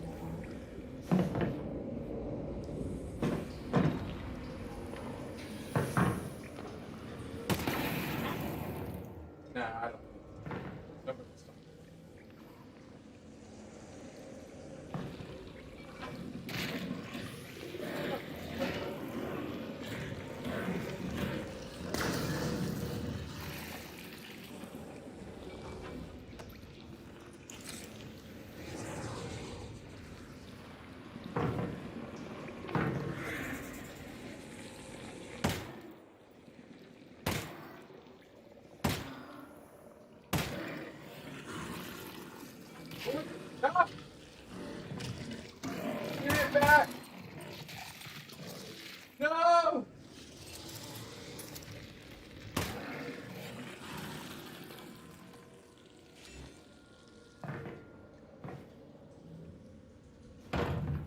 Oh boy. Yeah, be careful.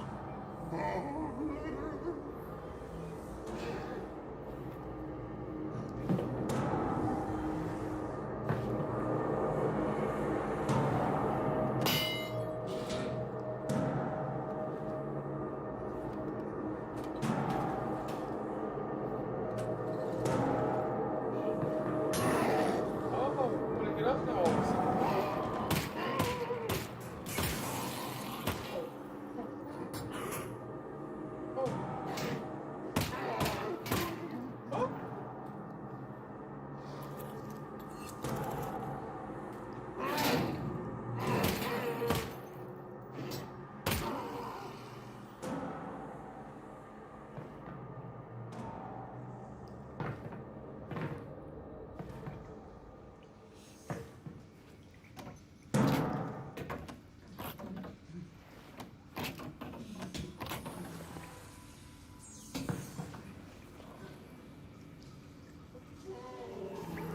I have no weapons other than my pistol. If I run out of ammo, so.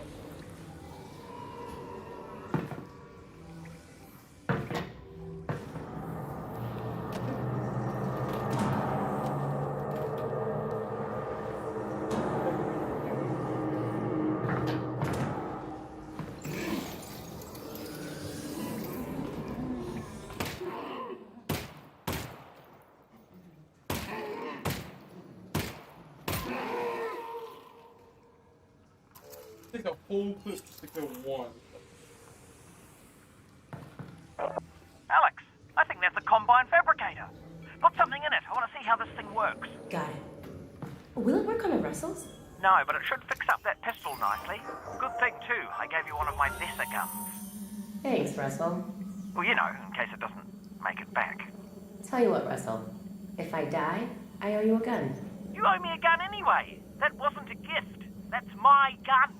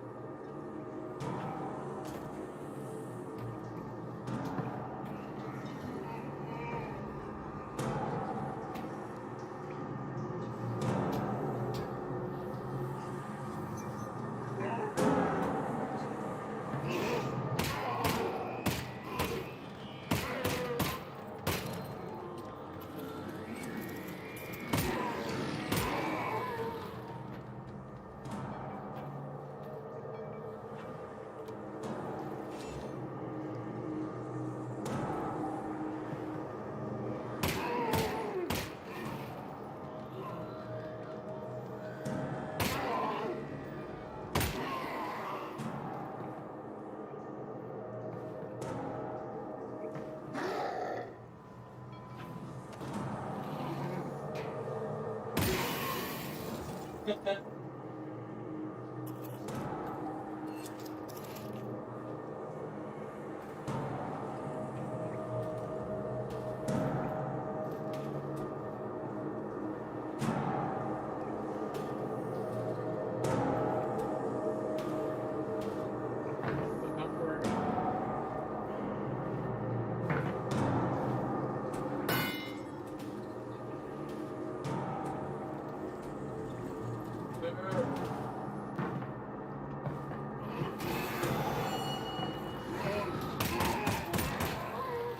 shooting, Alex. Thanks. You know, for all your talk about what a lesser gun this is, this thing isn't half bad.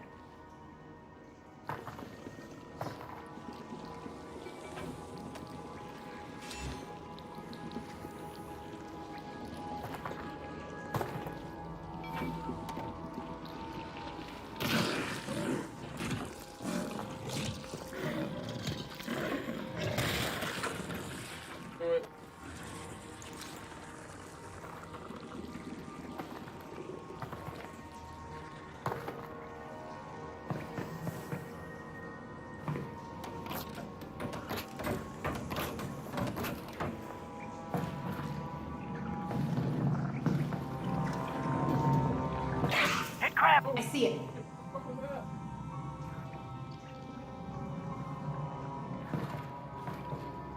Where'd it go? Ah! Yep, there it is. Found it. Probably only one of those.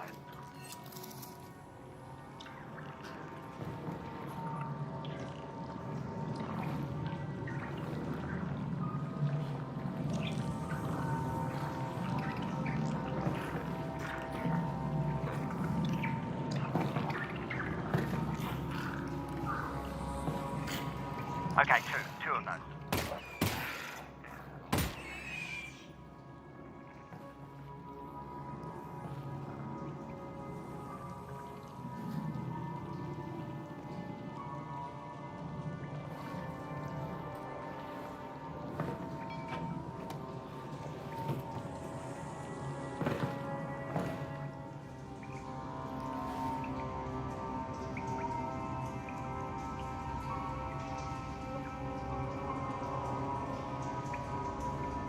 Fuck, I had to trip out. I was like, I could have sworn I heard you sitting here eating chips, and I look behind me, there's nothing there. I'm like, what the fuck is going on?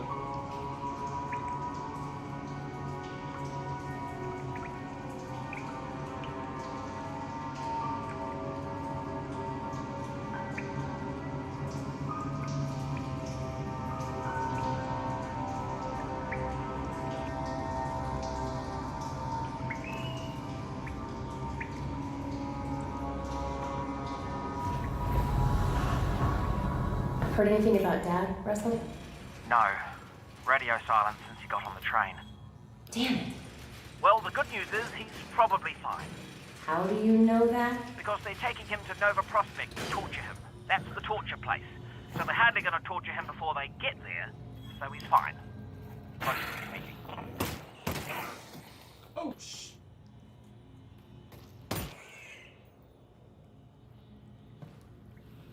Would you want one as a pet?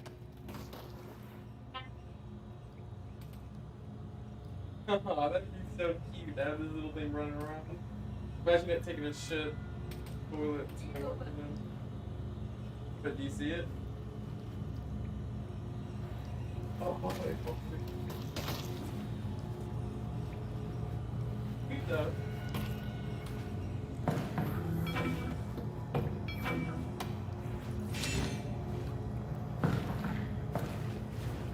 It's not working. Here, look. It needs power.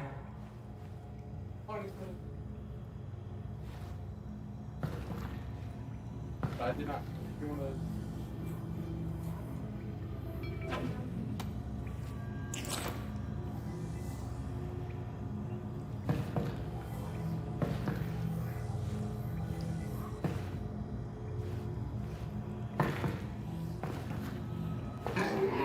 Oh shit!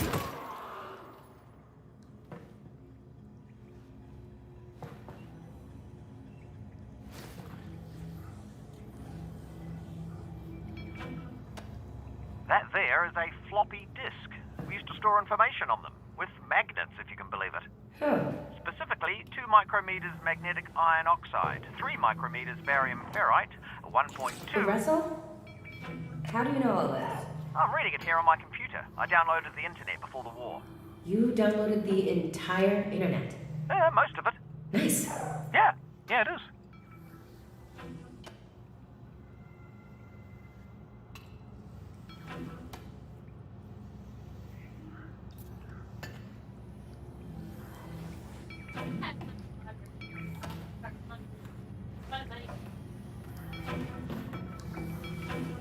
No, I don't know.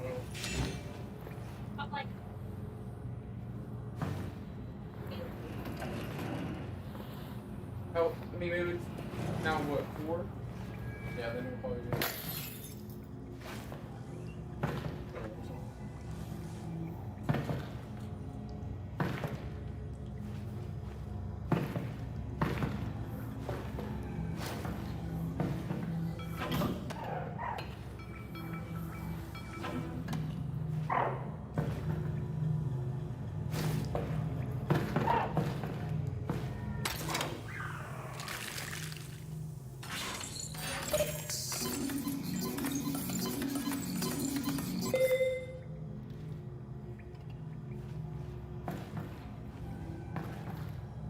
It does!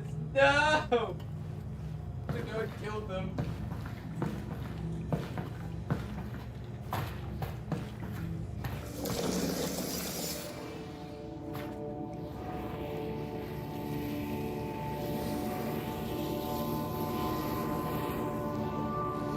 Russell, are you seeing this? Possibly. Are you seeing floating garbage? It looks like it's just cardboard. Right. Well, seems harmless. What? Yeah. Weird, though.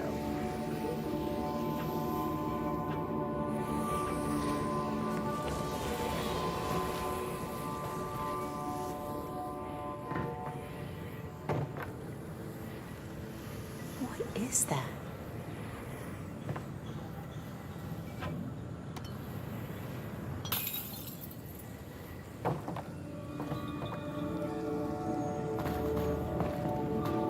Wait, that one's Black Mesa. Somebody spent a lot of time on this.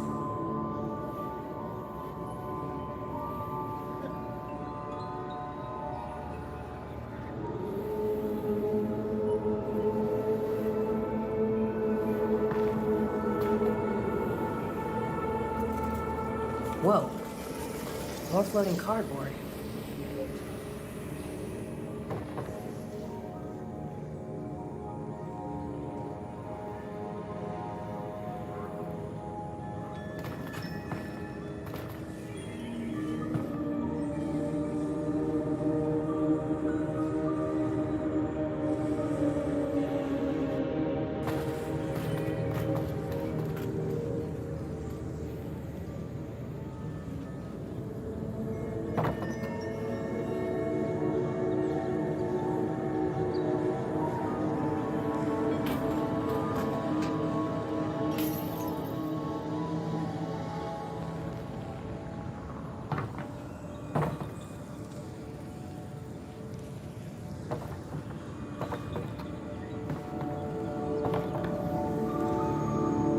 Want me to look at?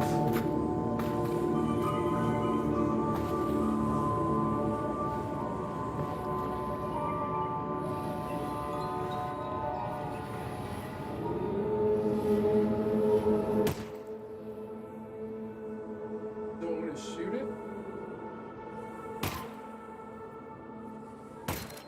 Oh, yeah, cool.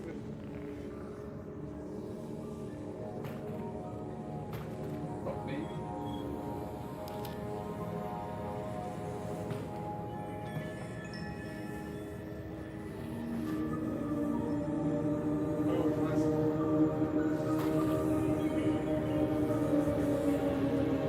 Dad, what are you trying to tell me?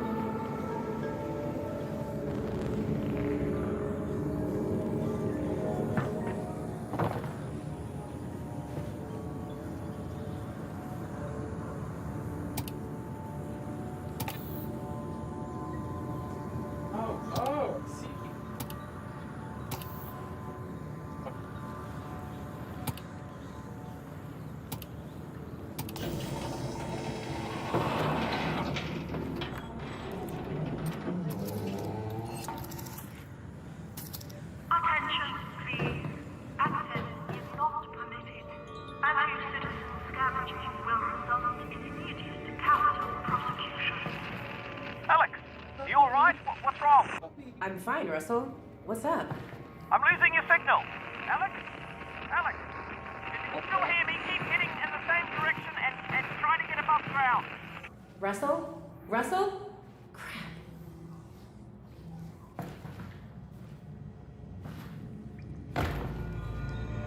Whoa. This is weird.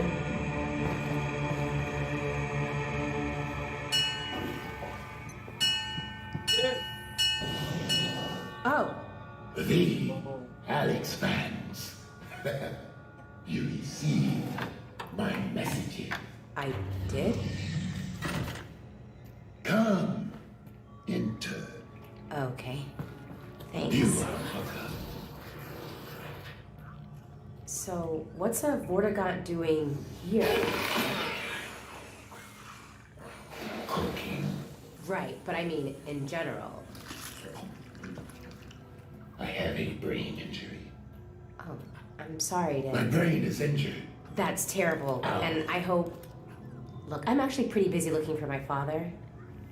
Eli Vance. Vance, yes. The Combine have him, and I really do need to get moving. The Combine, yes. Do not go yet. I must show you something. Look, I appreciate... This way. I can't stick around, It is important. I know, I'm sure it is. The Alex Vance must go this way, anyway. Okay. Oh.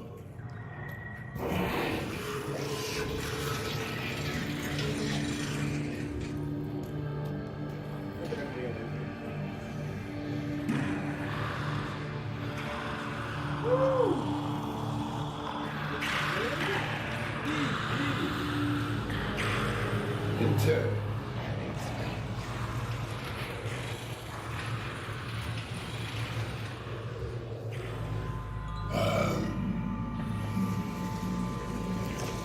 The Combine and other of my kin.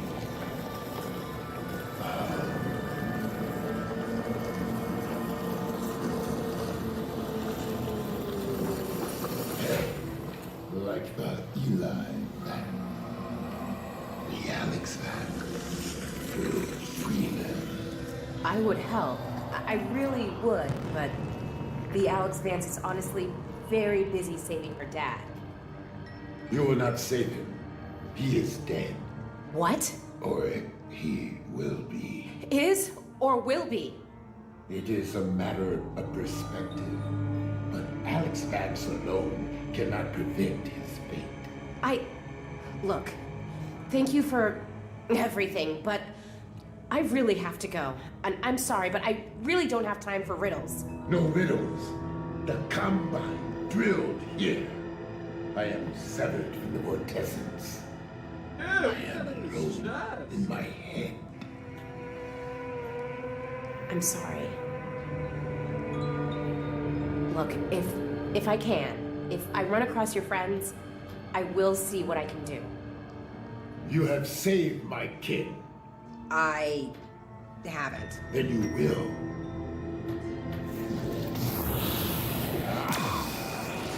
Courage, Alex Vance. Alright.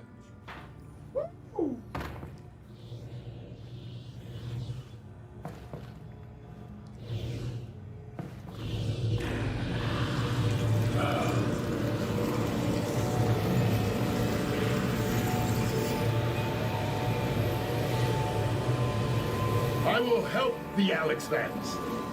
Look to the northern star. Why? For guidance. Okay, thanks. Are you done helping? I am not. Here. Sustenance. I'll eat it later. Thanks for the help. You will be welcome.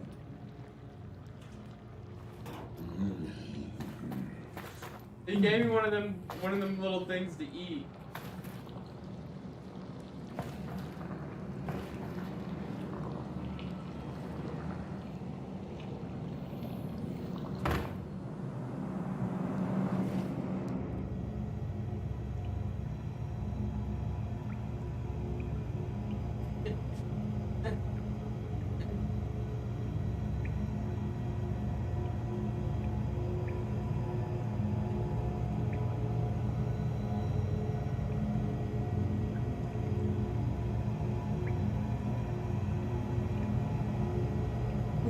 I'm ready.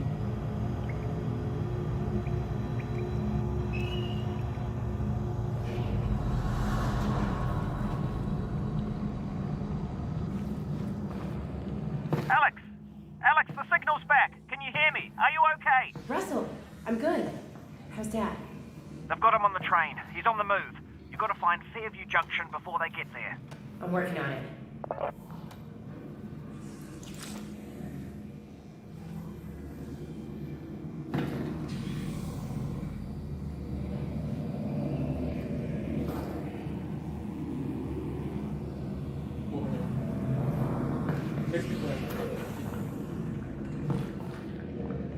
Hey Joe, can I come here and watch? So anything happened when you cut out? You're not gonna believe this, but I ran into a Vortigaunt. A Vortigaunt? What was he doing down there? Hiding. I think he escaped from the combine. What did he say? Yep, you heard of him? He said crazy God, those Vortigaunt. things are unkillable.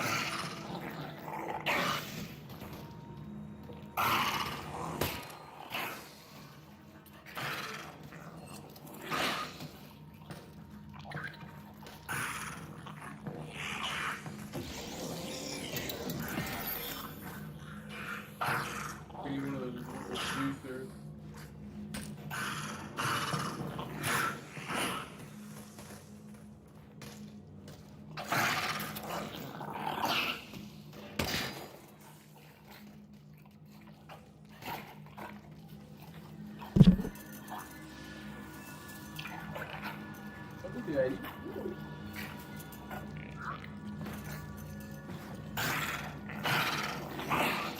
Oh, hell no.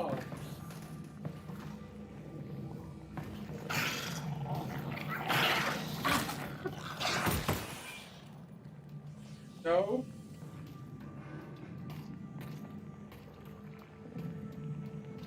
Okay.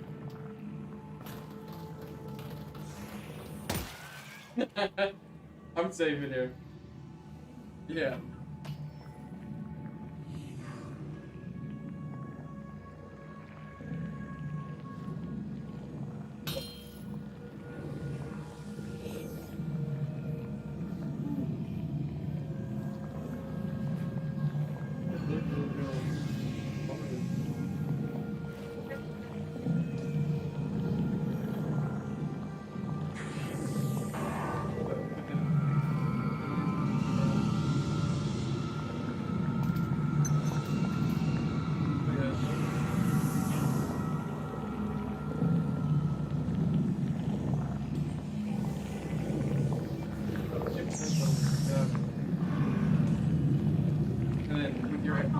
Your left analog stick, just like look at like, yeah. And then with your right, turn with your right. No, like check out that dead body. There. Look with your right analog stick, like touch it.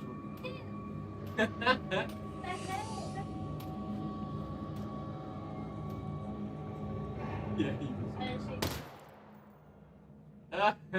Did he bleed? Yeah, he's fine. Okay, no more shooting, Anything I'm up. Oh, good. Oh. Okay, Angel.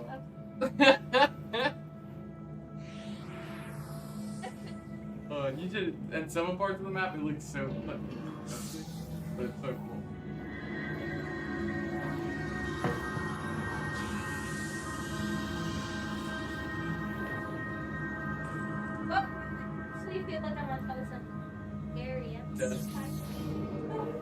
Yeah, the gorilla.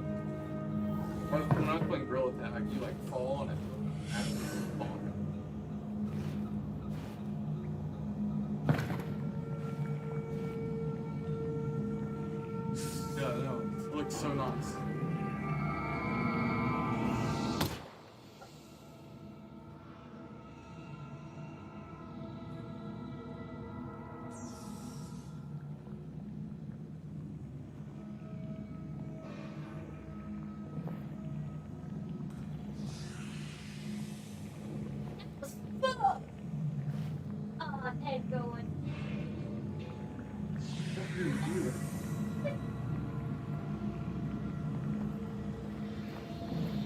You like it?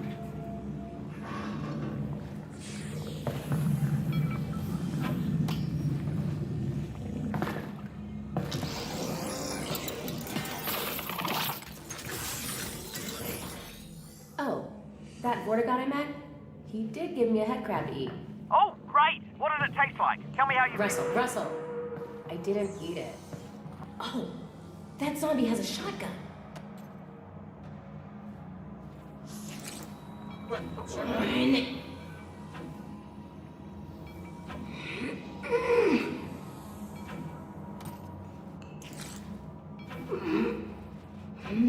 here.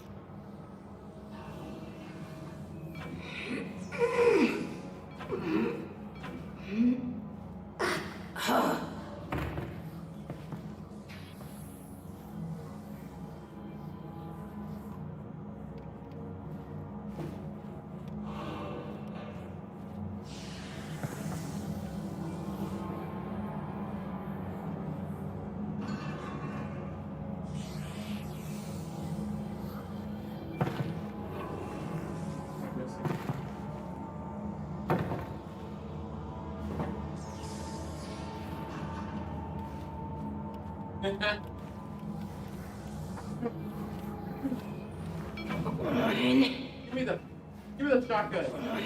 What through here? Stand up for this?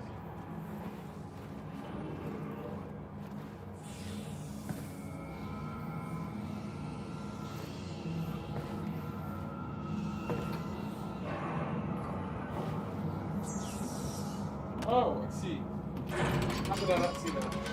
Whoa. Okay, now what?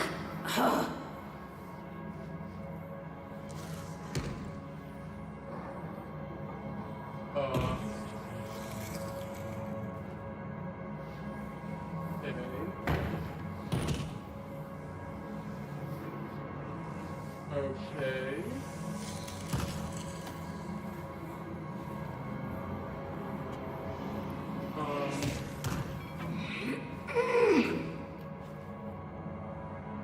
I'd never survive a jump from this height. No, absolutely not. Why? Were you considering it?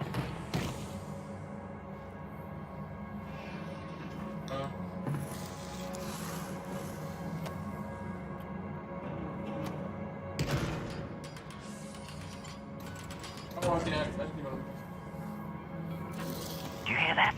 Yeah. Let's get this shotgun and get out of here. Yeah, this game's actually really cool.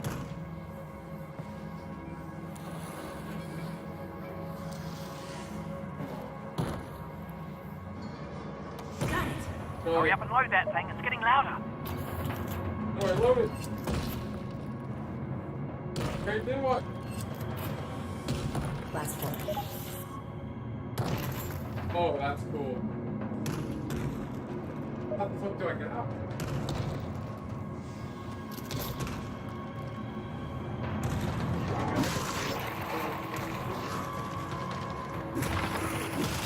Ah!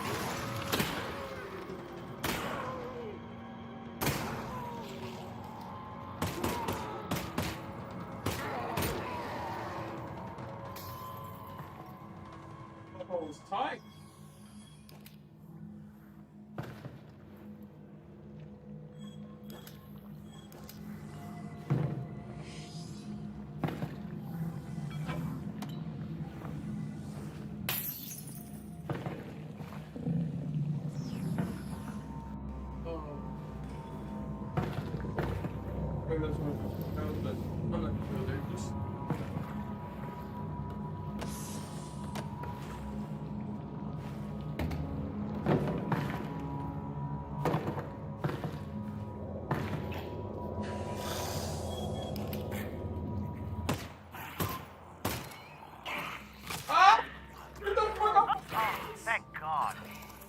I'm okay. I'm okay. It was on your face and it, oh, disgusting. Yeah, it was.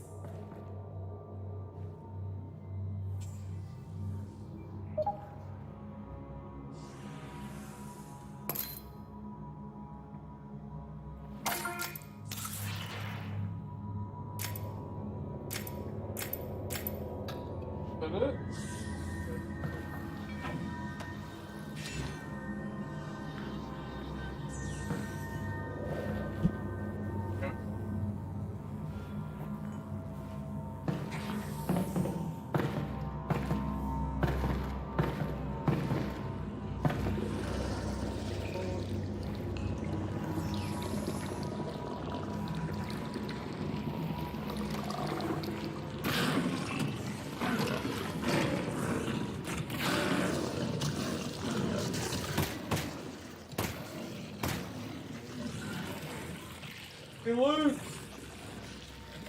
I want some mighty loot! 3 left.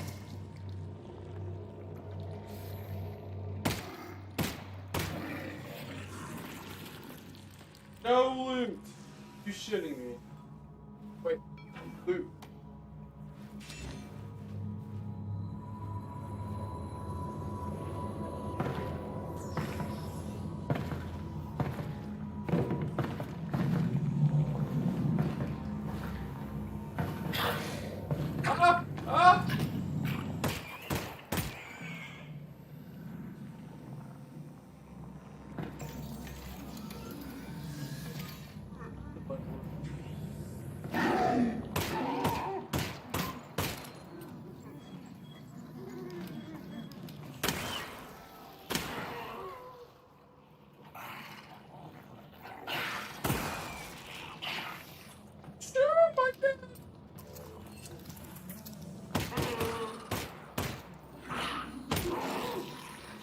Stop!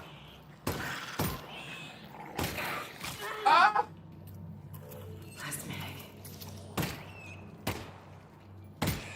You little fucking hairless chicken. I'm over that ant, bro. This is not good.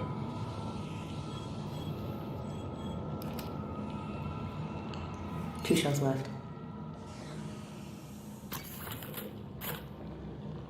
I'm out. 7 bolt flop and only 2 with my shotty. Ow!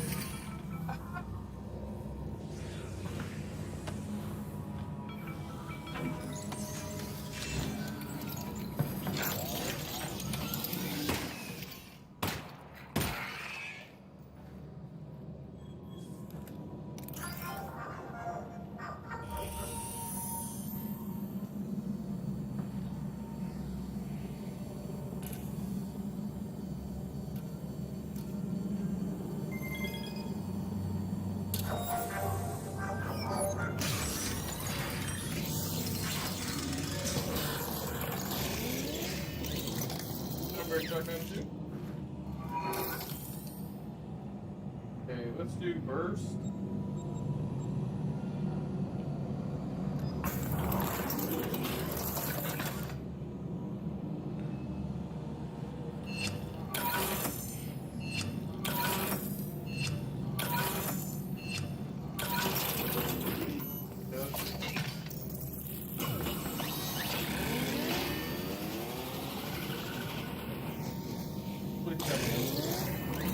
Yeah, I think it's a visual upgrade. Oh, that really worked, didn't it? That's sick. Huh.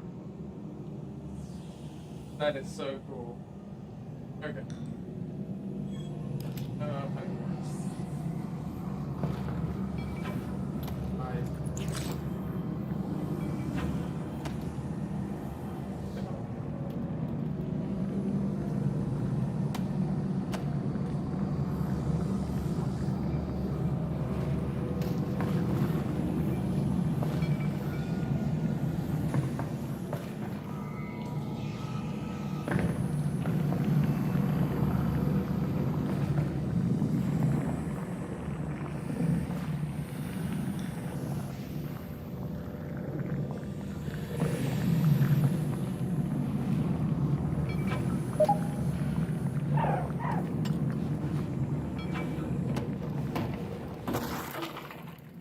You need to start breaking more boxes.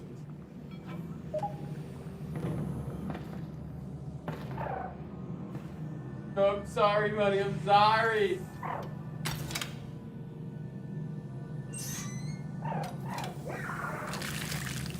No.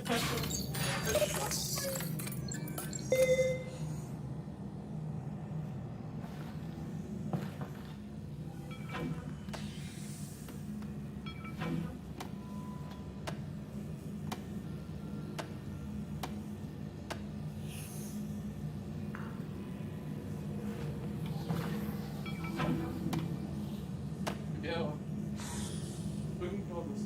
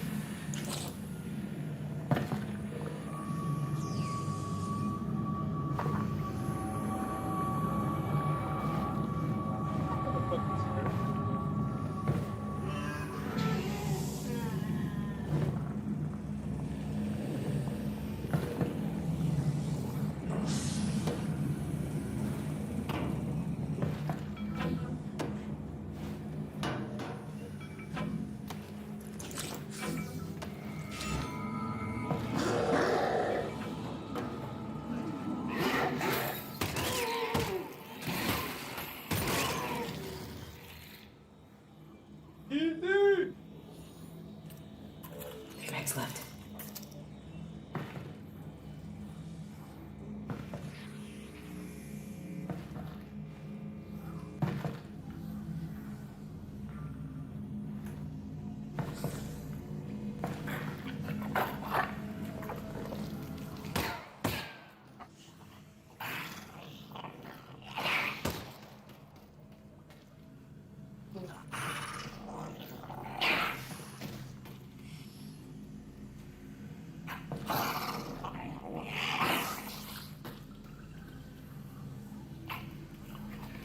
I'm ready.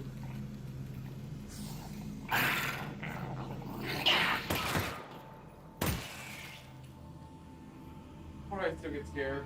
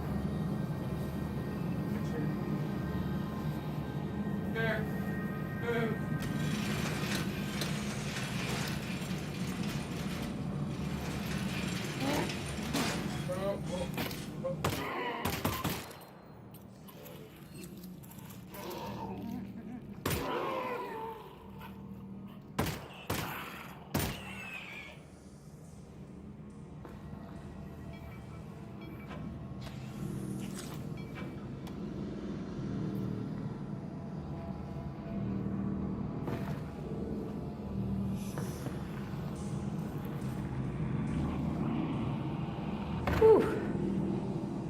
It is dark. Everything all right? Nope, I'm good. I'm good.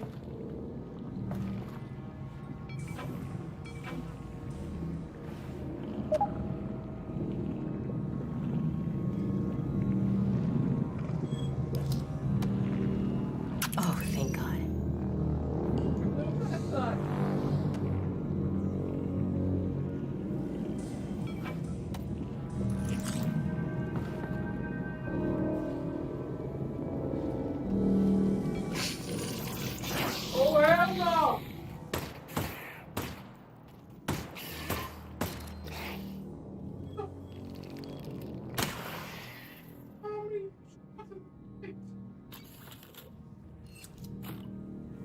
4 shells left.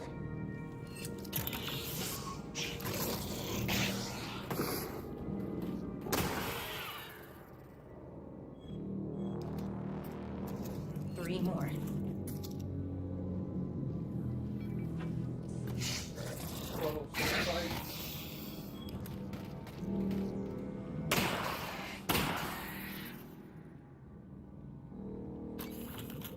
Out of shells. I'm out. Oh, let's get out of me.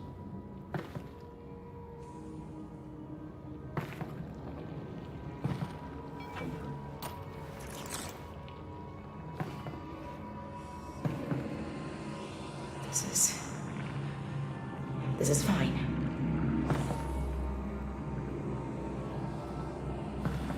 It's really dark.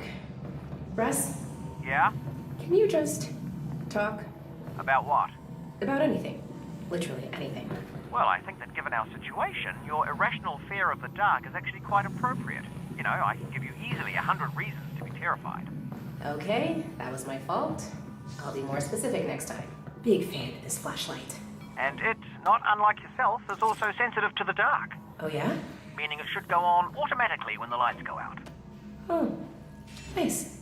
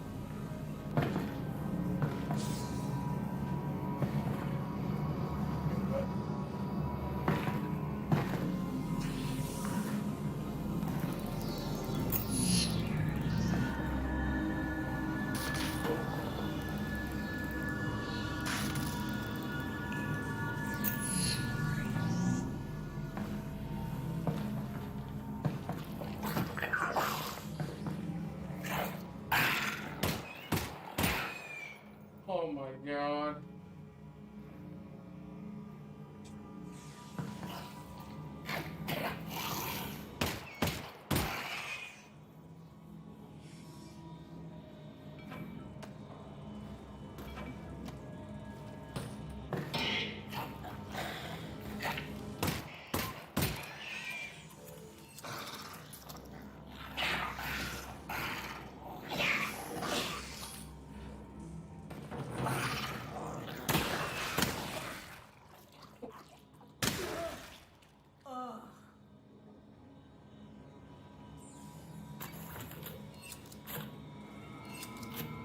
Last 4 shots.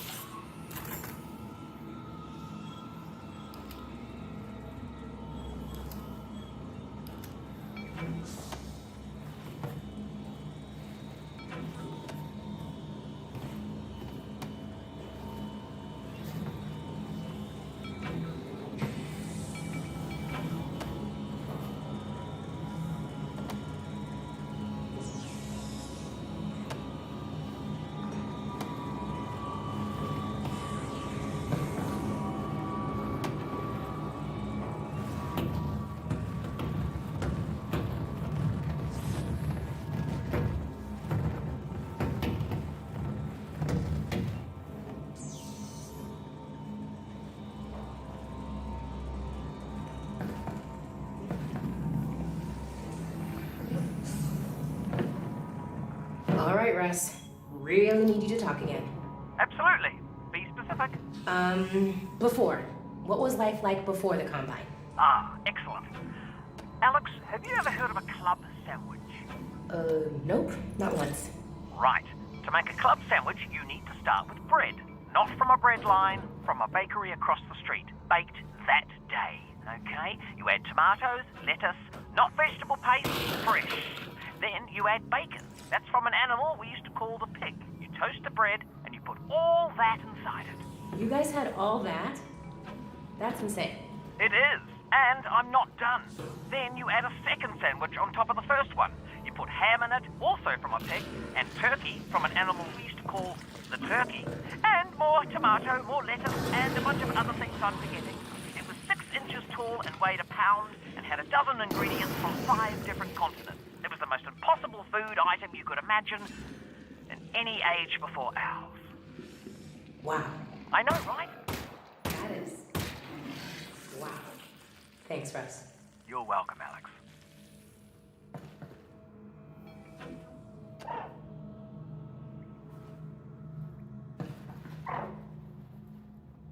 Sorry, buddy. Huh?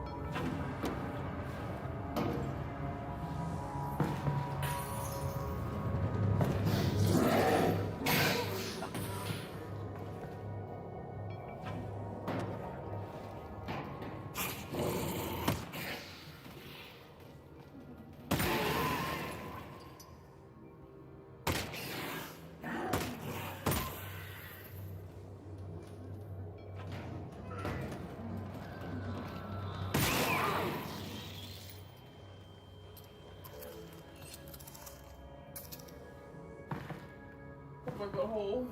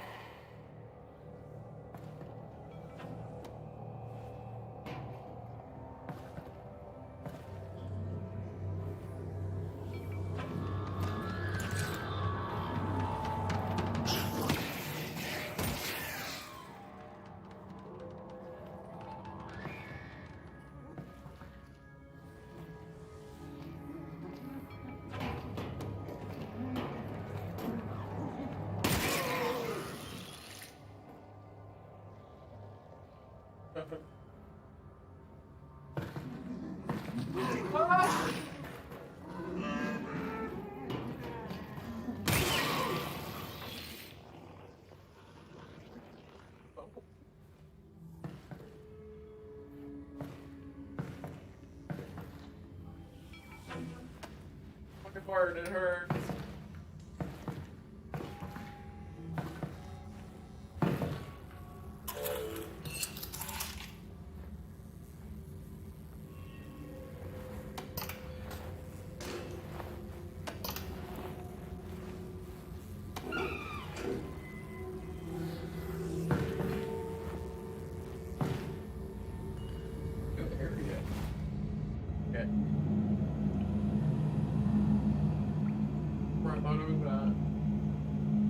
Oh, Brendo!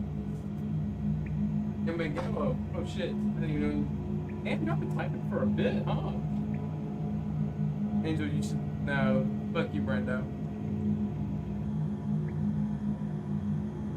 City's out? Were they out? Brendo's girlfriend goes in. Brendo gets bitched up. Oh my, what is this gay sexy? John kisses Brendo's cheek to make him feel better, not the cheek on the face. Jesus.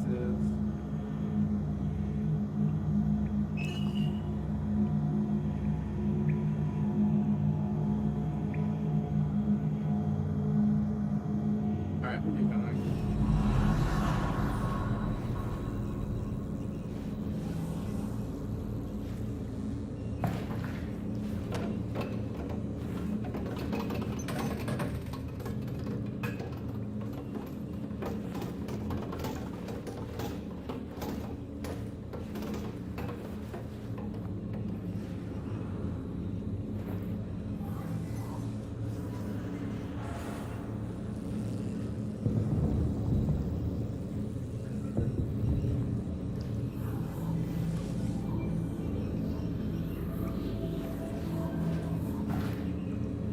Wait, is that a dead Combine soldier? Yeah. When you guys were off stealing the reactor, I saw the Combine moving supplies in here. So, I guess they're interested in this place again. Right, we'll keep an eye out. Something's definitely up.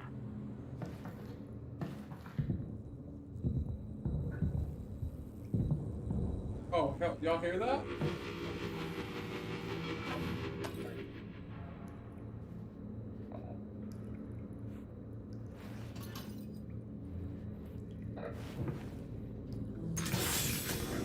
Alex, manhack, watch out! See ya.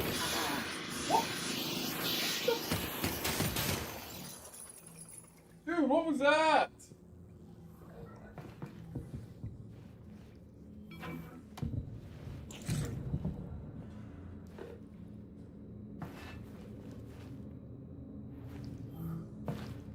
Keeper with eye booty is now playing Destiny.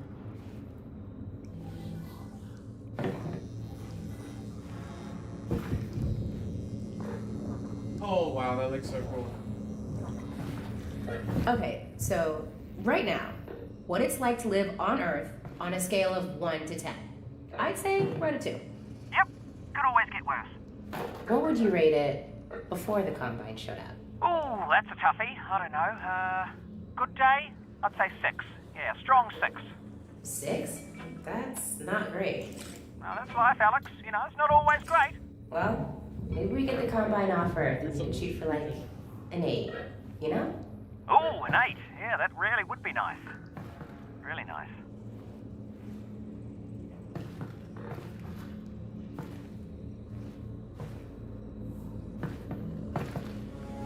Oh, holy fish.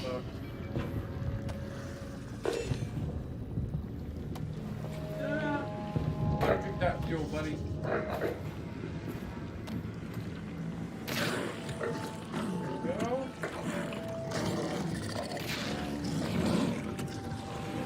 You want tired? You want to get tired? You hungry? And you don't want to even talk.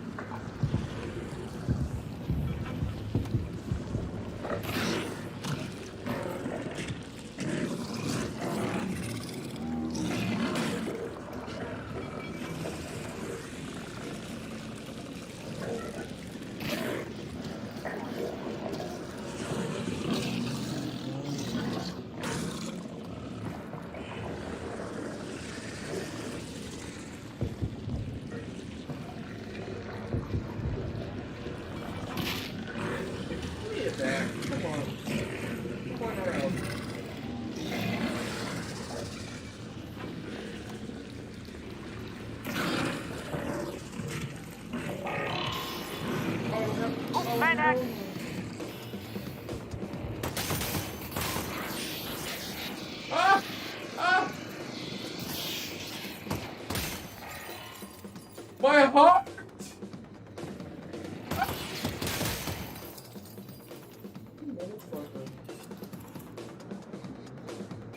Another one?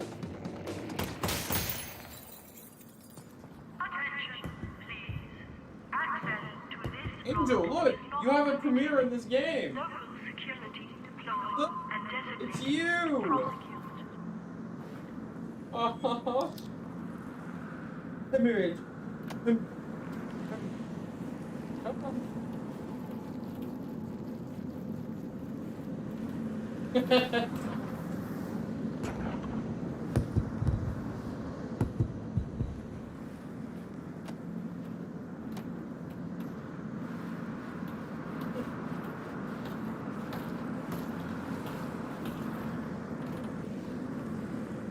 Wow, that made me feel so much better.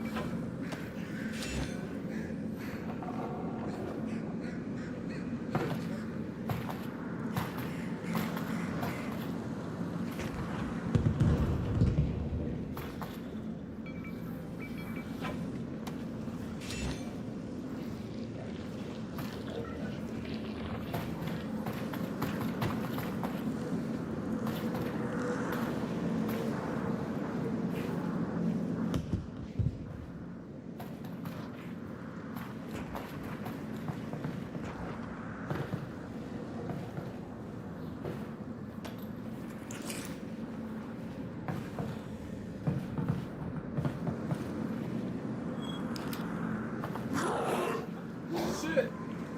Whoa! Anger infused? Oh no.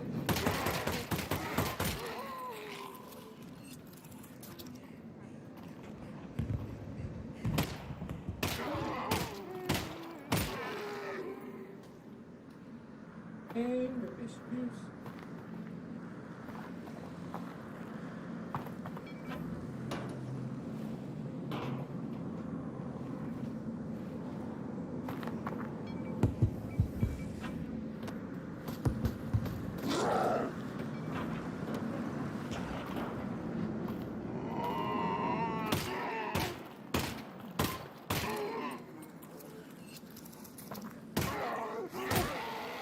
When you get that.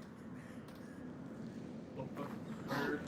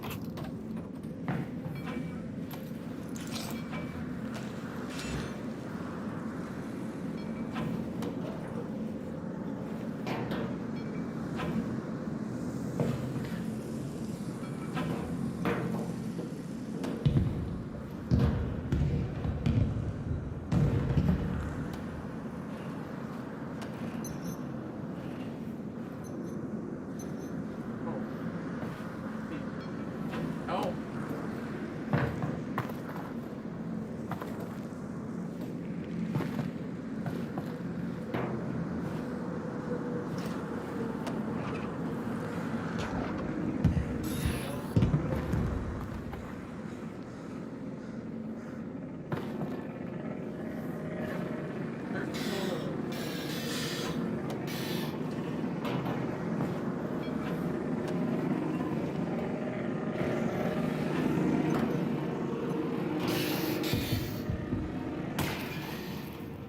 No way.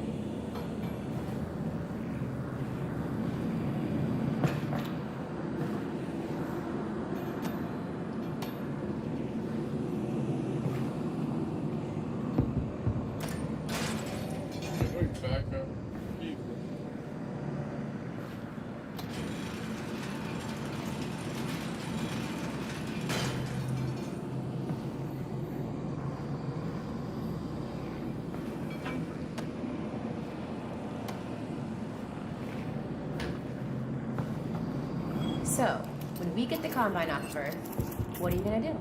I'm going full production mode on the Russells, of course. Oh, of course. You'll be sitting on a landmine. Gold mine, yep.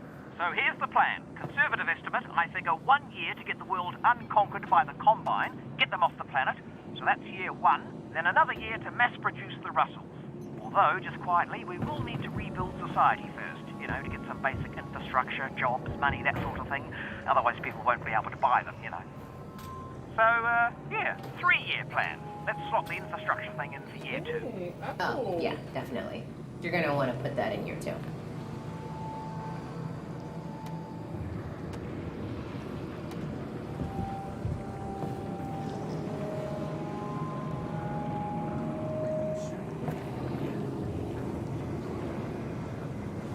Oh, Pip! Alex? Alex, you still there?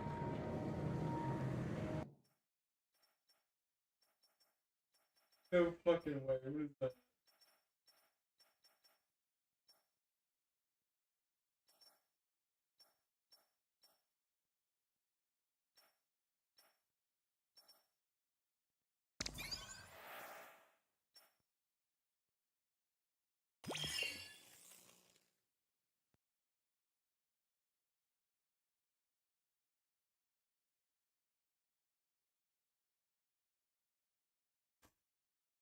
Dude sitting while he plays VR. Hell yeah, dude, I've been standing this whole time.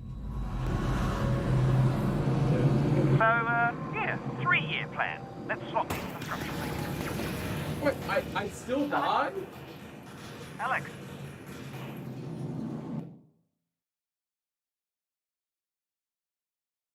Okay, that's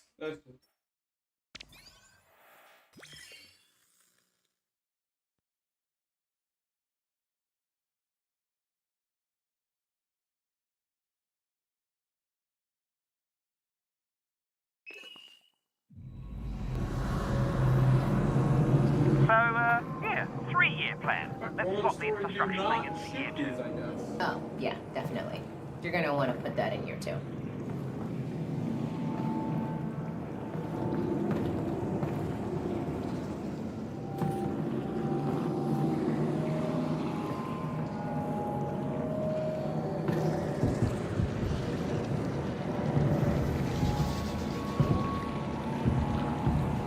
Oh, careful, careful!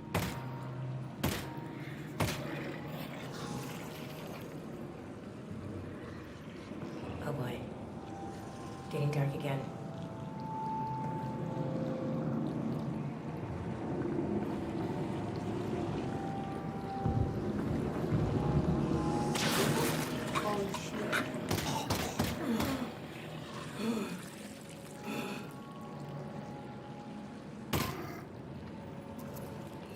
Next left.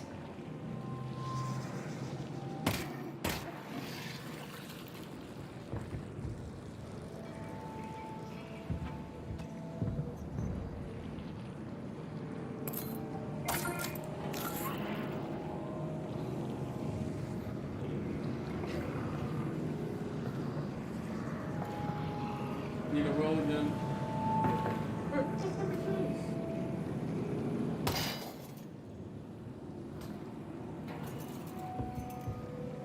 Oh shit, that hurts.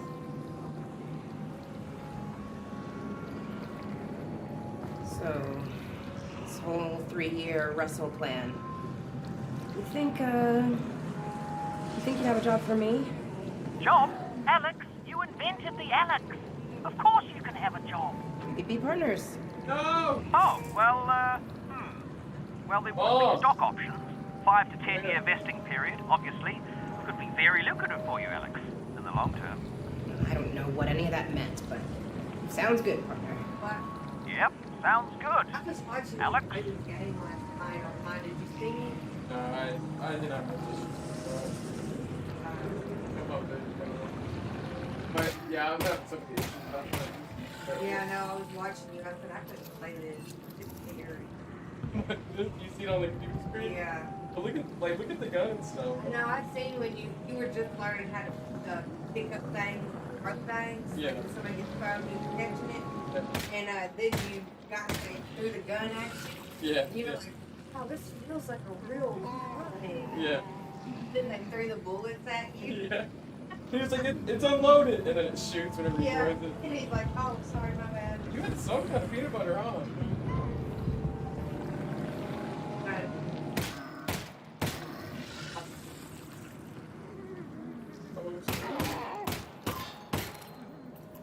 One left.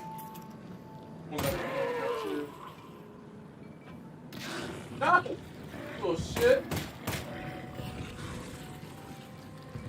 Wait, you should still put it on and try it out. Wait, like this. There's other things you can put. I can make this bubble. That's what VR said. What's the damn game y'all play? Resident Evil 7. Yeah, I that shit's scary, but I can deal with that. So this ain't scary like that? It's a little bit different because I use like teleport to walk, but yeah, I mean it's like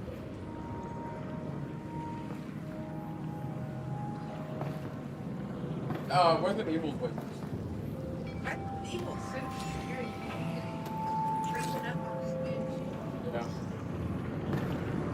It's like it kills you.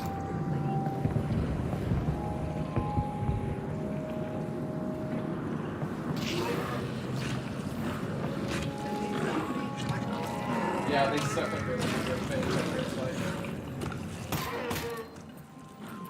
3 left. And you have to like reload your gun and you can't do.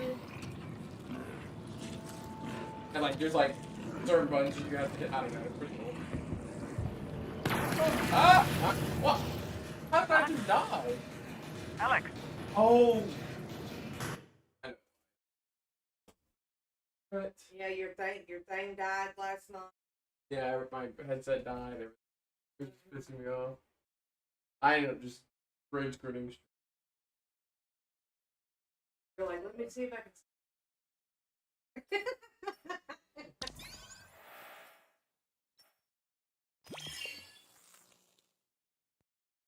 But I watched you get on the train and everything. Yeah, I just started playing today. I'm streaming right now too.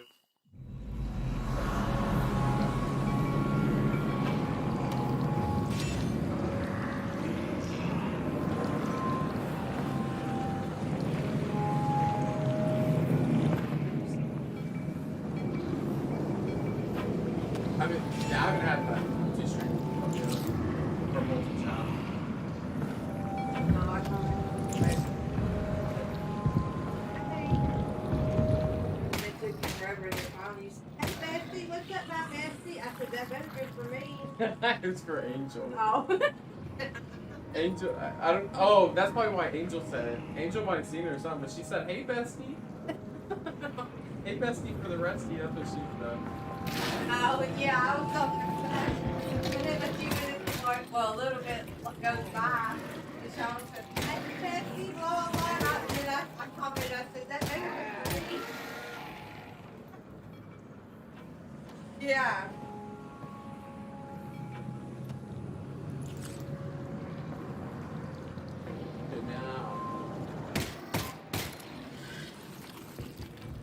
Leave it to the will. See it? I get it.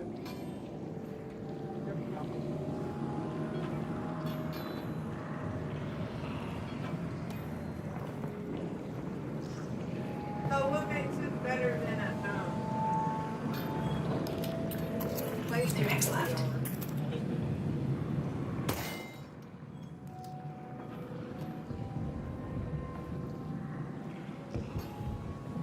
And why didn't you get the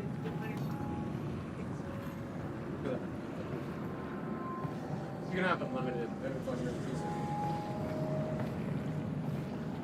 Alright. That's sort of what I have. Oh, jeez. Okay, let me see if I can save.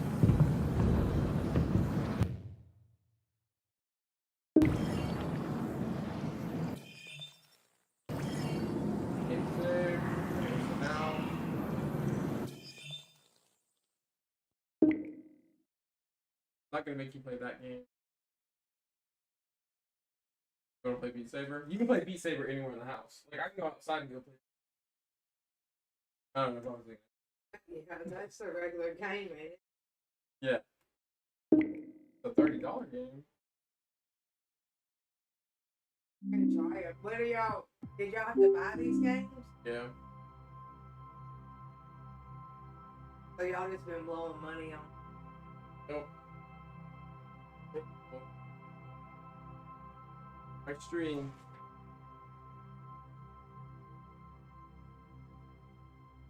Voice.